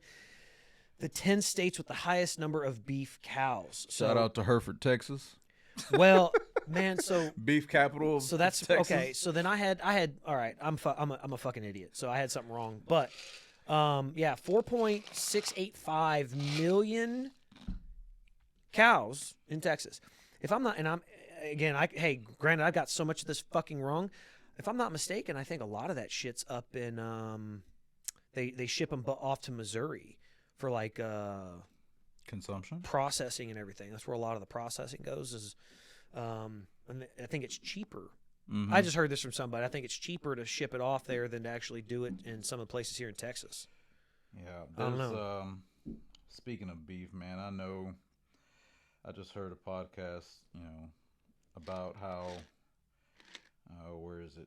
Give a second. The shortage of what is it? Feed. Yeah.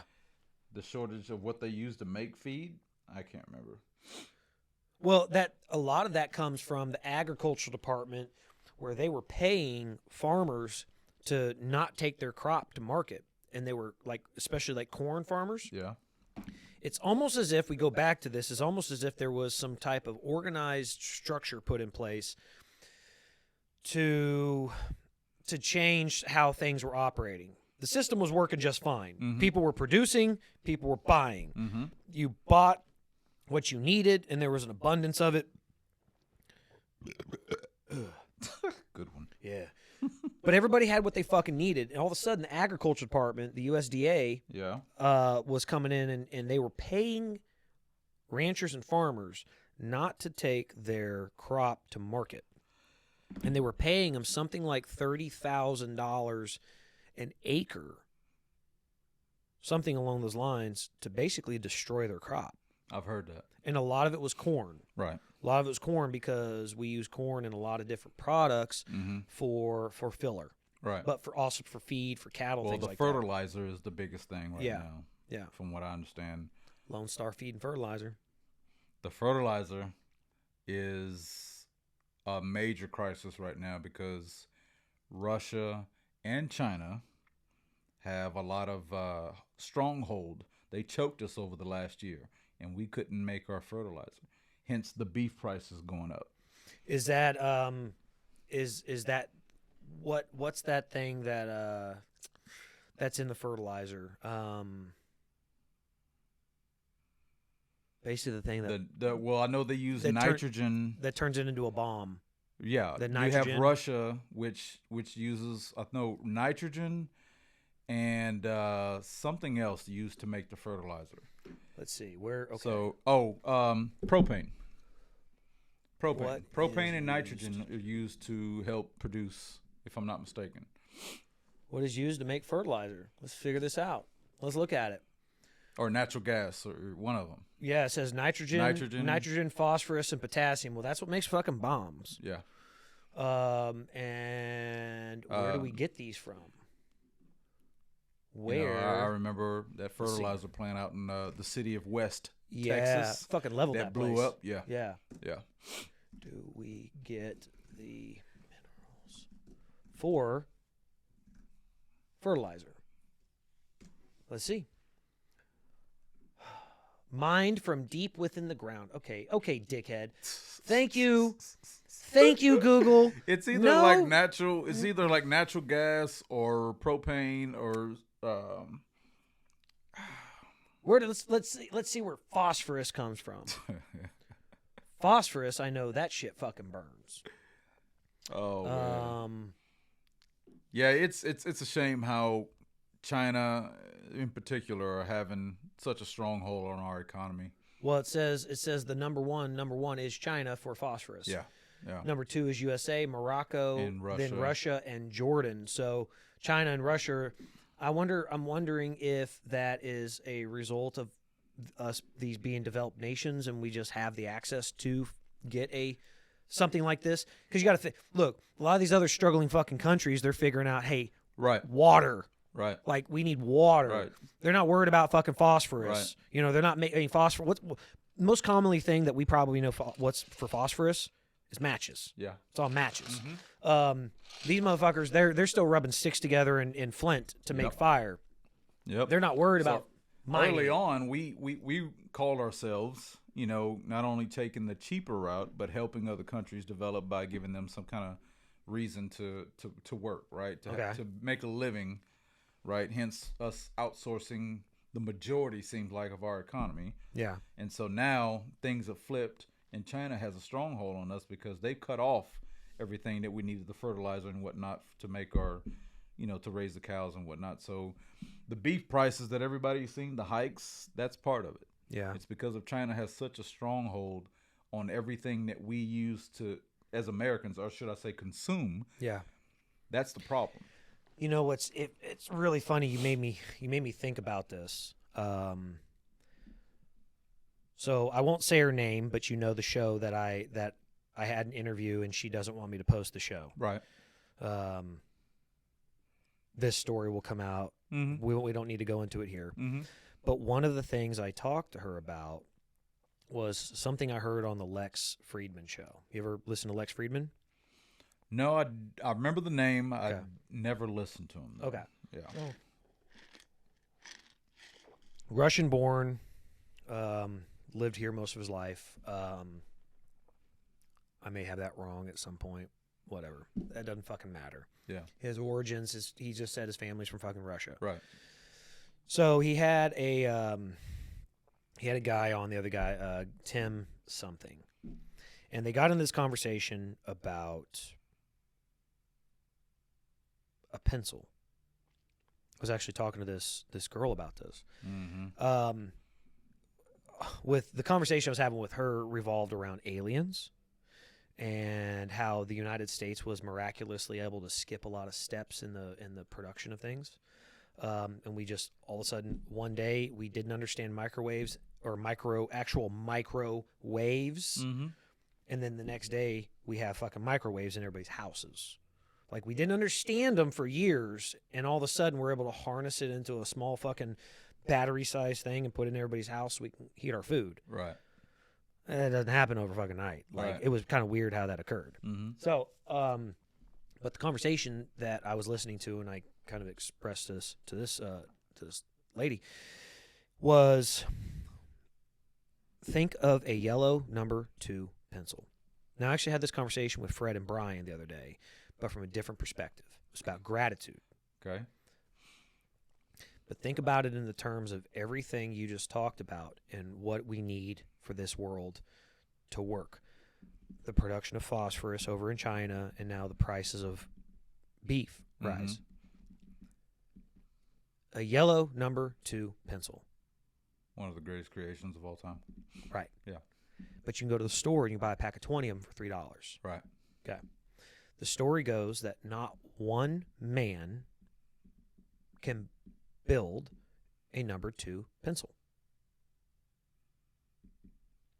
Because you have to mine the lead, you have to harvest the wood, you have to have some type of chemical engineering background so you can come up with the pigments for the yellow paint. You have to have a metallurgy background to come up with a little metal ring that's at the very bottom, and you have to come up with the eraser. And you have to think about this. If you start from the very beginning of it, if you just talk about the raw materials, right there you have five potentially materials. You have the lead, the wood, the paint, the metal, and then the eraser. So you got 5. Right. But even if you go back, but those are all the wood, the metal, the lead are all singular. In order to get the paint, you have to have multiple chemicals to put together to make the paint. Okay. Correct. The eraser, I'm not sure if that's a natural thing, whatever, if it's, like gum, whatever, if it's somehow manufactured, whatever. Mm-hmm. But we'll say that both of those are kind of two different, like there's multiple things to make up that one. Okay. Mm-hmm. But if you just go to the process of, say, the lead, in order to get the lead for that pencil, you have to go mine it. Okay. Mm-hmm. There's not one person that's going down there and mining it.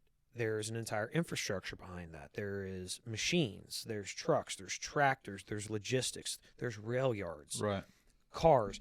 people making the cars, people making the machines. They're not just operating them, but now you got to power them. So now you got to have power supply for it. So now you have to have people that are out there producing gas or diesel. They're refining. You have the power plant. You have the people, drilling for the oil. Mm-hmm. We're not talking about steam, people just throwing.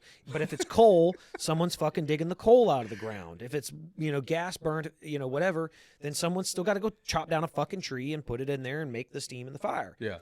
There's huge amounts of infrastructure and industry that goes into just making one fucking pencil. Yeah, 100%. And some people can't understand how that translates into higher fucking beef prices. If you take the same concept and you say, okay, well, what does it take to raise a fucking cow? Yeah, takes a lot, actually. Takes a lot. Mm-hmm. I mean, just if you're talking about just getting it into the grocery store, it's got to be packaged, it's got to be processed, it's got to be cut.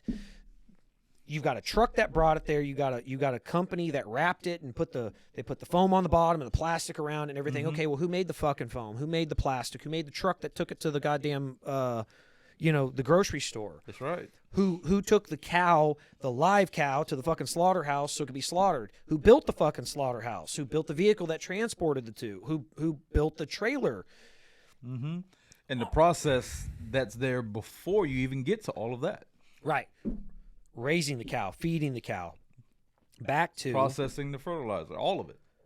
All the way down to the phosphorus that's mined, that's needed to make fertilizer, that's needed to make feed. Mm-hmm.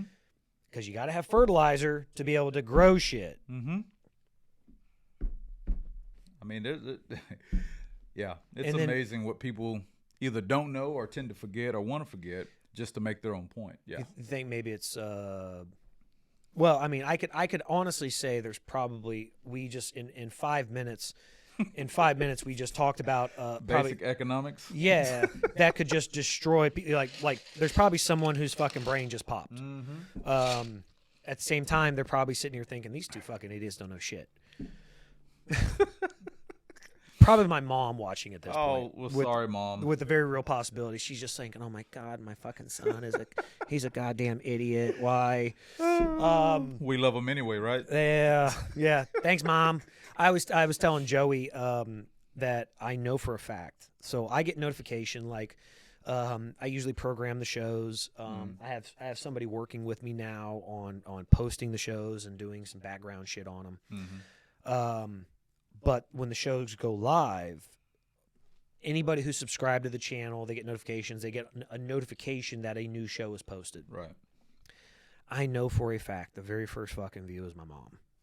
Every time. Every time it's Mom. That's love, bud. 100% of the time. That's love, bud. Now she's bored.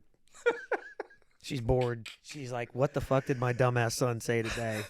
I know that's what she's looking for. She's like, all right, this dumb son of a bitch. I know that. I know what it is. Because she'll call, like, we talk every day, and she won't come right out and say it. She won't come right out and say, hey, I saw this on your show today.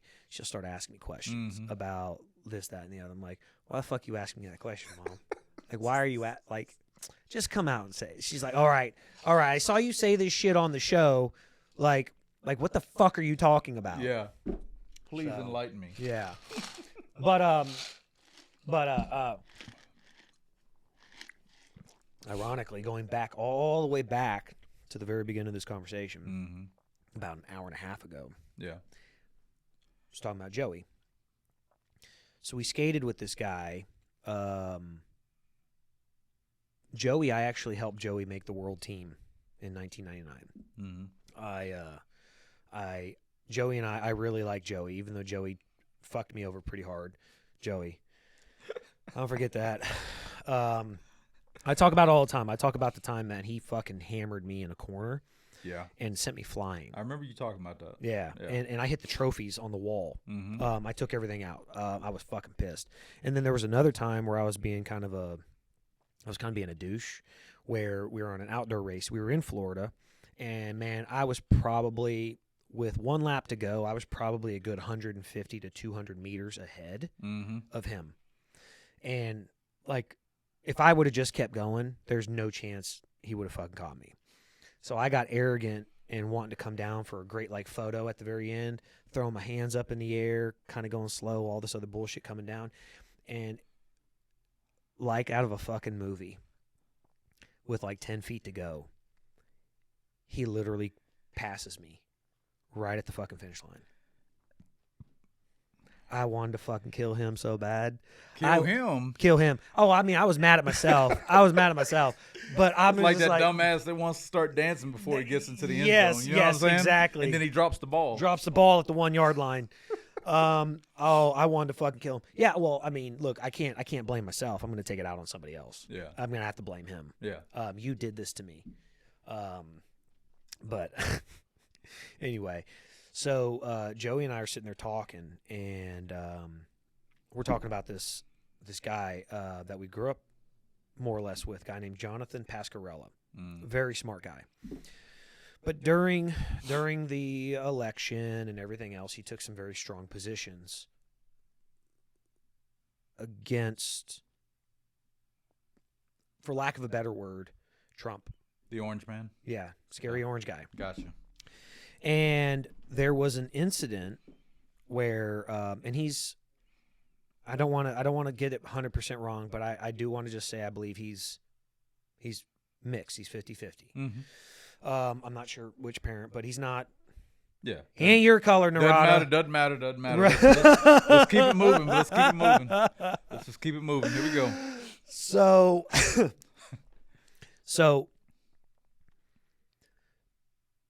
there was a conversation. A lot of stuff would come up on Facebook, and we had a lot of mutual friends, and we weren't friends. And there would people be making a comment. Of course, I'm not going to back down from nothing. Right. But I was always respectful about it. And right. I just put it out there. Mm-hmm. And like on the jump, some lady, so I had to learn where the word cracker came from. Mm-hmm. She called me a cracker. And no one fucking said a word about it. And in fact, Jonathan, like, more or less supported it. Mm-hmm. And he didn't know, which a lot of people don't, even like Lawrence Whittington, used to stay at my parents' house. No idea my life experience, what I had gone through and where I'd been and why I have the perspective that I have on certain things. Mm-hmm. No idea whatsoever. So I message him, and he hadn't seen it for like 2 years. Well, he ends up watching the show that I did with Joey. Right. And where I'm not a fan of I'm not going to excuse Joe Rogan using the N-word. Right. I personally don't think that there's any appropriate time for a white person to use it. Everything has its own application, right? Yeah, it just wasn't for me. Right. Hey, to each their own. You do what the fuck you do. You deal with the ramifications. Yeah, I choose not to say it. Exactly. I'm okay if there's white people that don't want to talk to me because I won't use the N-word. Cool. Right. Fuck you guys. I don't know. Anyway. So I made the comment that, like, I'm just not cool with it. It's just not something I would ever do. I'm not going to excuse him from saying it, but I'm happy he apologized for it. At least. Right. But it goes along the same lines that why is it that we have a president? Well, you have Joe Rogan, who removed 70 shows from Spotify and said that he did the wrong thing. And the media's out there trying to fucking castrate him. But we have a president who gave a speech who said the N-word 3 times on the floor of the Senate. Mm-hmm. I remember seeing that speech, yeah. And nobody said a fucking word about it. Mm-hmm. You ain't trying to cancel out Joe Biden because Mm-hmm. they got to double down. They got to come to realize, man, we supported this fucking dead son of a bitch. Well, money is a very strong thing, and everybody at some point has a price. Gazprom, all these companies over there in Europe that were fucking paying the Bidens and everybody else. Well, it's funny how we ignore certain things. The important things. More likely, it's going to be the important things that we ignore, based on money. Why did they? I mean, I like to ask that question, that 3-letter question. Why? Right? Yeah. It's like, why are we ignoring the obvious and pushing the rhetoric and all the rest of the crap? Yeah. So Burisma Holdings. Here's the USA Today Post. The New York Post. Hunter Biden's Ukraine salary was cut 2 months after Joe Biden left office. This was when he was, it's 2017 when he left as a senator. He was being paid $1 million a year with Hey. no fucking experience. Do you happen to have that laptop here somewhere? His laptop, I wish. Do you know where it is? Fuck no. Okay. Fuck just, no. I'm just Nobody wondering what knows. happened to it. Yeah, nobody knows. Yeah. That got buried. That's buried somewhere. I guess. Just like Hillary Clinton Mm-hmm. and the brand new report that came out that has empirical proof that her and her campaign were involved in bugging Oh, yeah. Donald Trump's office when he was running for president. Mm-hmm. Every goddamn thing that they accused Donald Trump of, every fucking thing that they accused Donald Trump of, they now have 100% empirical proof that Hillary Clinton, dirty fucking Hillary, and the Clinton campaign was doing to Trump. Every fucking thing they accused him of, these dirty sons of bitches were fucking doing, man. Oh, yeah. 100%. But anyway, go back to Jonathan. Jonathan ends up, he watches the show. Mm-hmm. He watches the show. Well, and this is kind of like where Joey and I at the very end of the show, I'm going to say, suck my dick, Joe Biden. It was a little more forceful when I was like, a little bit more than that. I was like, suck my dick, Joe Biden. You could just eat my dick. Oh, just get it in there. Go ahead and get it in Yeah, there. Get it in there. I gotta get it out of my system, Get man. it in there, I man. got another interview coming up here, and I know. can't talk like this on that one. I know. But Jonathan ends up seeing the conversation, and Joey and I talked for about 2 hours, pretty much like where we're at right now, about 2 hours. Yeah. And Jonathan says, man, he puts a message out there on Facebook, like for the world to see, and he's like, man, basically, I ended up watching the entire 2 hour interview. Thought it was great. Lots of burp in here. He says, I thought it was great. He says, I was very surprised at the way Jason addressed the Joe Rogan and the N-word thing. Right. And he says that was a very king moment for me. He says, you might not be as big of a cement head really? as I thought you were. And I'm like, bitch, all right. Friend request, motherfucker. All right. Knock, knock, bitch. Check your fucking messages. I messaged you 2 fucking years ago, dude. Like, I went back, like, I sent him a friend request. Yeah. And I think Facebook ran their algorithm and said, these two motherfuckers don't need to talk. Right. Because what I used to do, I think you know enough about me. Like, at this point in my life, like I know what damage I can do. Yeah. Like, I'd prefer just to, like, I'm over here. Yeah. I don't need to go back to prison. Right. I'm good. I'm going to go over here. So I prefer not to get into that negative aspect of shit.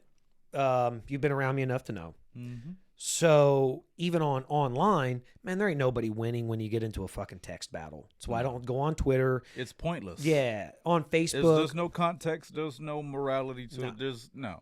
Everything's lost in between the capital letter and the punctuation at the end. 100%. Like the intent of it is gone. So I don't care who you are. I'm not getting into a negative fucking conversation with you online. Right. If you want to have a conversation, we can do it like this. We can get on the phone. And you I can want to hear your understand. voice. Yeah, you can understand it. You hear the inflection of what I'm having to say. Exactly. So I'd sent him a message after this lady had called me a cracker.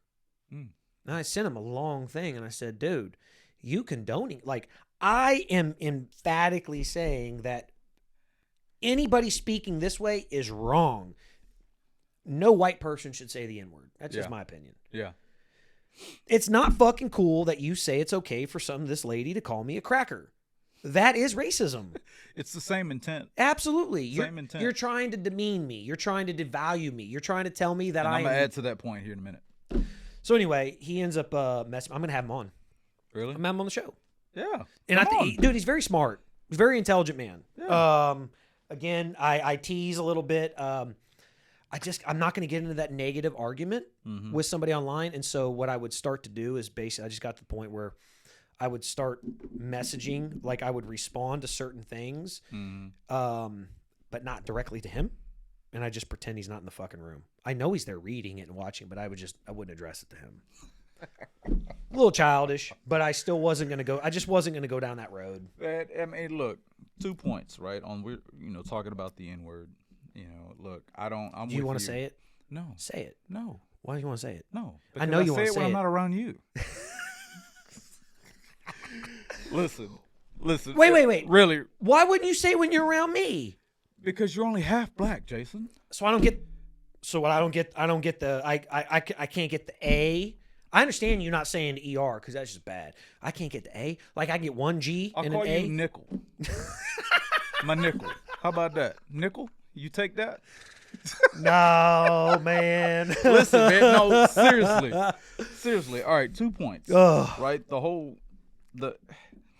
so we want to jump on Joe Rogan about this, right? Sure. Now I know why they're doing it. Yeah, obviously, Of it's course. obvious on why they're attacking him because they're trying to shut him down. Absolutely. Because he stands up for free speech and the American people and being able to say whatever it is you feel you need to say. Absolutely. Right. So they're attacking him. This is an attack. Just be clear. Yeah. Right. It goes against the narrative. Absolutely. Okay.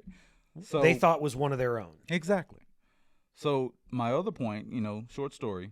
I had a coworker of mine just recently, before I got back home. He was asking. We had some conversation. It was Super Bowl night, and he was asking me about some prior conversations from in the past came up, and that led to talking about the N word, right? And so I don't condone it, talking about it, saying it freely, and all that stuff. I think it has its place in certain situations, but I don't condone saying it just freely, like it's part of the language. Yeah, it's not a noun. It's not a person, place, or thing. You just it's every it fucking could thing be out there. ignorance in most cases. Yeah. All right, so we got to talking about it, and my white coworker, he asked me. He said, "Hey man, Fucking white tell guy. me, tell me about this word, man." He's like, "I don't get it." He's talking about his black friends and where he lives and whatnot. And Did he tell you how many black friends he had? he did. He did. And I chastised him for it. I said, "Bro, don't ever tell somebody how many you have because that's by default. By default, that makes you look bad, right?" Yeah. All right. I said, "So don't do that." I said, "Just don't." I've got at least 2. He's like, "Look, I got this many." I'm like, "Bro, stop." Yeah, just let me Stop justify my argument. man. Yeah. Come on. All right. So anyway, he's asking me. He's like, "Man, what is it?" Because I've been through this situation, and whatnot. And I said, "Okay." I said, "Well, let me give you my simple version or definition on the two different sides of it." Okay. I said, if you and I were friends, not friends, doesn't matter. Let's just say you were not friends. We were not friends. And you decided to use the ER against me with the intent to piss me off, right? You want to negatively use it, malintent, whatever you want to label it as, but you want to use the ER to piss me off. Remember, I told you this before. If that's your intentions, and I can see that your intentions are to piss me off and get a rise out of me, then, yeah, you're going to get something. You may not get what you want, but you're going to get something. Yeah. Right? Because I'm not dumb. Right. But if I see you, let's say you're a guy that grew up in the hood. Yeah. You grew up around, you're a white guy, you grew up in the hood. Yeah. And that was just one of your habits, as it is a lot of black people. Sure. It's a habit. Sure. Right? And I can't hold that against you. Right? If I can tell that, if I can see that. Is that like is that like white guy saying, "All right, buddy"? Exactly. Yeah. Different application, right? Different word in the same application. I just imagine a guy with like a yellow pair of shorts on and a fucking polo saying, "Oh wow, all right, no, all right, buddy." No. More than likely, stereotypical. He's gonna have Jordans on, Air Force Ones, baggy jeans, jersey. You know what I'm saying? It's stereotypical. Yeah. But my point to him is that, bro, that's how I can tell, and that's when that determines whether or not you're gonna get a rise out of me or not. If I can tell that you want to get a rise out of me and you want to piss me off, you're going to say ER. Yeah. And if you say GA, more than likely, based on if I know you or not, you're just using it because you're used to using it. It's a bad habit already. Right. So I can't get mad at you because you're not directing it at me. You get what I'm saying? So it's do you honestly look at it and say, look, you just don't know better? Like you don't know. You could say that. You could ignorantly say that. You can prematurely say that.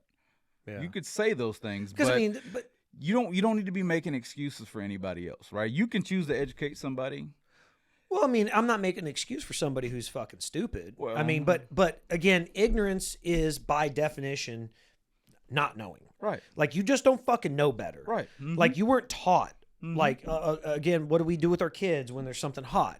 Mm-hmm. Touch that shit. Right. Fucking burn yourself. All right. Next time you ain't gonna do it. Right. You learned. Right. Man, I'll just be honest with you, Nirada. I think a lot of people just haven't been fucking punched in the mouth enough. I think enough fucking people have not been fucking hit in the teeth hard enough for them to learn. And I'm not just talking about people who use the N-word and shit like that. I'm talking about everybody. Yeah. There is not enough fucking people in our society that has their fucking gums bleed. Yeah.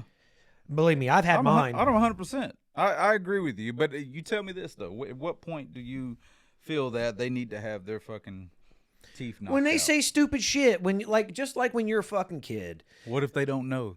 Again, help me understand. Again, if a kid doesn't know, we let him touch the fucking stove. We let him touch. Granted, I'm being a devil's advocate. I know, here. but you tell a kid. But that's the thing, man. Is you tell a kid 10 times, don't touch that fucking stove. That's right. And that 11th time they touch it, you're gonna see.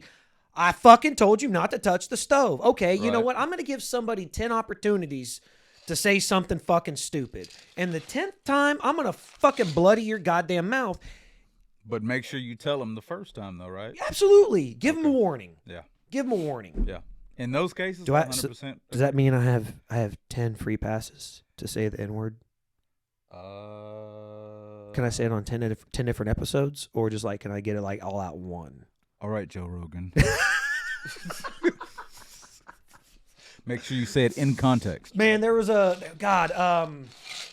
gonna have to jump off here, man, because I got about 20 minutes to get on this other interview. But if I'm not, I don't know the guy's name. I want to say Lou Gossett Jr. or something like that. But man, it's just this real refined black actor, and I'm trying to think of his name, man. Is he he's modern bald. day? Yeah, like for some reason I want to say he was in Con Air. He was like one of the cops in Con Air. He's a shaved bald head. Fuck, hold on. Yeah, you're gonna have to narrow that one down. Hold on. I tell you what we're gonna do. We're gonna do bald, black. Don't you do it. Actors. Don't you do it. Yeah. That's what we're doing. We're doing it Freaking exactly. Google. My God, look at these dang. motherfuckers. Look at all these bald sons of bitches. Why are there so many bald black guys, dude? Ladies, I'm sorry you can't get a clear picture on all them black. Look at all that. Look at all that sexiness. That black chocolate. Man, that's Michael Jordan right there. You ain't no fucking actor. Wait. Hey, Tyrese. He Tyrese. is. Better get some fucking better get some for that forehead right there. Mhm. What anyway, man, God, he's not up here, man.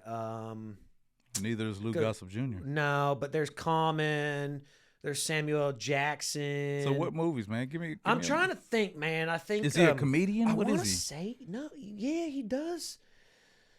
Fuck, man. Hold on. Is he a foul-mouthed comedian? Con Air actors. Oh, no, here we're gonna do. Cast. IMDb.com. International Movie Database. All right, so we're gonna come here and we're going to Con Air. I believe this is it. Okay, I want to say he's in this movie right here, man.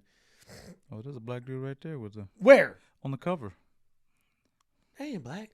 Right there. Look at the bottom. Where? You don't see that black man with holding two guns up? Oh man, that's fucking Man, I look like a goddamn plane. You gonna overlook it? No, that's that big son of a bitch. Dang. He's in fucking Mission Impossible, dude. He's great. Yeah. God, I can't remember his name, man. Man, he's fucking great, dude. All right, so there's a cast Yeah, because I say there. Dave Ben Chappelle's in there. Rames? Ben Rames. That's Ben Ben Rames. Rames. But that's not the actor. That's not the actor. This is Okay. another guy. Oh, you know what he is? Gone in 60 Seconds. He's the cop in Gone in 60 Seconds. Oh yeah. Okay. He was up there. Was he? Yeah. He was on that list. Was he? Mm-hmm. Hold on. I believe so. Hold on. All right. That's one of my favorite movies, by the way. Going in 60 It's Seconds. a great movie, man. Shout out to Eleanor, Yeah, El. my dream car. Where's the black guy? He's not up high, man. That's sad. Where's he at? How is he He's not on even, that list? He's not even. Is it TJ Cross? No, that's Mirror Man. He's a cop, dude. He's a fucking cop. There he is. Delroy Lindo. That's the man. Okay. Delroy Lindo. All right. All right. Delroy Lindo. Great actor, right? Yep. He's in a bunch of good fucking movies, He dude. is. He's in Get Shorty. Remember that? Yeah. Okay. Dude, he was in Malcolm X. That's old school right there. Dude, that's a good fucking movie right there, man. By the way, new Batman coming out. Oh. Okay. So anyway, wrap this up. Okay. He's in an interview he's on a show of some kind. Mm-hmm. It's like two white guys and a black and a white woman. It's like, and of course, you know, the way shows on Right. network television, they do. It's like white guy, white woman, white guy, and then Delroy Lindo is on the very end of it. And he says, white guy interviewing, he says, why is it okay for you to say whatever you want, but I can't use that word? Mm-hmm. Delroy says, use it. Say the word. He says, man, you know I can't say that. He says, of course you can. You live in America. Mm-hmm. Say the word. I know you want to say it. We'll say it together. And I was like, oh, this motherfucker. Now now I love this guy. I think he's great. He's a very smart man. Mm-hmm. But he knows goddamn well that no. There's no repercussions that, yeah. Come there's on, gonna be man. repercussions for sure. Well, you know, they said it 3 times during the fucking Super Bowl show. I heard it. Really? Yeah. You talking about the music? They said it. They said the N-word. I believe it was Dre and Snoop. Between the two of them, they said it 3 times. Okay. So, but they didn't. But it came out, man. And we bet on that. How many times will we hear cuss Was words? the Oh, that's not a N-word? cuss Hold word. on, we're gonna Sorry, look that's this not a up. cuss word. Was the N-word used at the And Super you rely Bowl on Google half? a lot. This is you know, when we do it like this. Do it like this. There were a couple of surprises. 50 Cent, blah, blah, blah. Snoop Dogg. N-word. I didn't even put the fucking dash in there. You know, normally I'm supposed to have the dash. You know, N-word. Anyway, nah, man, I used the Google on here, man, so that way, at least if we're talking, we have some type of Context. solid Yeah, reference yeah, on yeah. it. You know, I got you. See, look, man, fucking Crip. But he got the yellow on there, so he looks like a Ram. By the way, have you seen the Rams logo? And it looks like a dick. I'm sorry, I was not looking Hold for on. that. I saw this. Okay, hold on. Hold on. Someone put this out. The other day, and I saw, okay, right here. Where the fuck? Okay. Look in this area right here. Oh, wow. Look like a big old fucking set of dick and balls right on the head of that Ram. Looks like a ram, bro. Dude, I know. I'm That's just all saying. I see is the ram. That's all I see. I'm just saying, dude. I never thought about it, man. I don't give a fuck about football at this point, but I saw that here's what did. Somebody put it out there. Someone put the logo out there, and they circled this, and they said, hey, you know, the Rams really didn't think this one through. Yeah. And there's just a big old fucking dick. Now, in the photo they put out, like, this connection part isn't right there. I'm not sure if we can see this on the camera, but yeah, like there wasn't this little connection on the nose. Yeah. So it just looks like a big old fucking dick and balls right there. There's a community there. out there that would You know want what? to draw attention That to is that. a black man's penis right Oh. there on that Ram's Well, face. what is the Nirada. majority of the Rams players? I don't know. Was Cooper Kupp? He's white, right? He is. The wide receiver, Matthew 10? Stafford Yeah. was a white guy. Everybody else was black.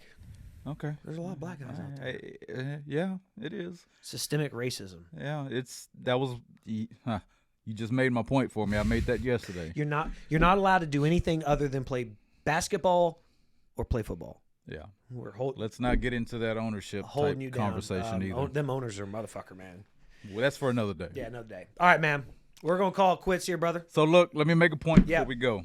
Okay, Jason, I just want to say thank you Yeah. for having me on. It's an honor and a pleasure to be able to be here. Of course, man. With such a great guy. Oh. Guys, this man, please support him in any way. He's a great guy. He's family, and I love him, man. I really do. I'm looking to be on more often. Hopefully, we could do something after the trip, maybe. You know, but thank you very much for what you contribute to the. I'm bringing the equipment on the trip. Oh, Yeah. you did not tell me that. Yeah. I will have these microphones and the camera and a couple other things there on the trip. Okay. Yeah. Well, I guess you'll be hearing more about this trip a lot sooner than I thought you would. But guys, for real though, Jason's a great guy. I love this man to death. To be 100% honest, we are still building our relationship. Absolutely. We're still building it. I love you. You're a brother to me, and you just keep doing what you're doing. And you know, God bless America. God bless America, man. Thank you. Yes, sir. All right, brother. Yes, sir. Thank you, Love brother. Appreciate it. Narada Later. Jones, everybody.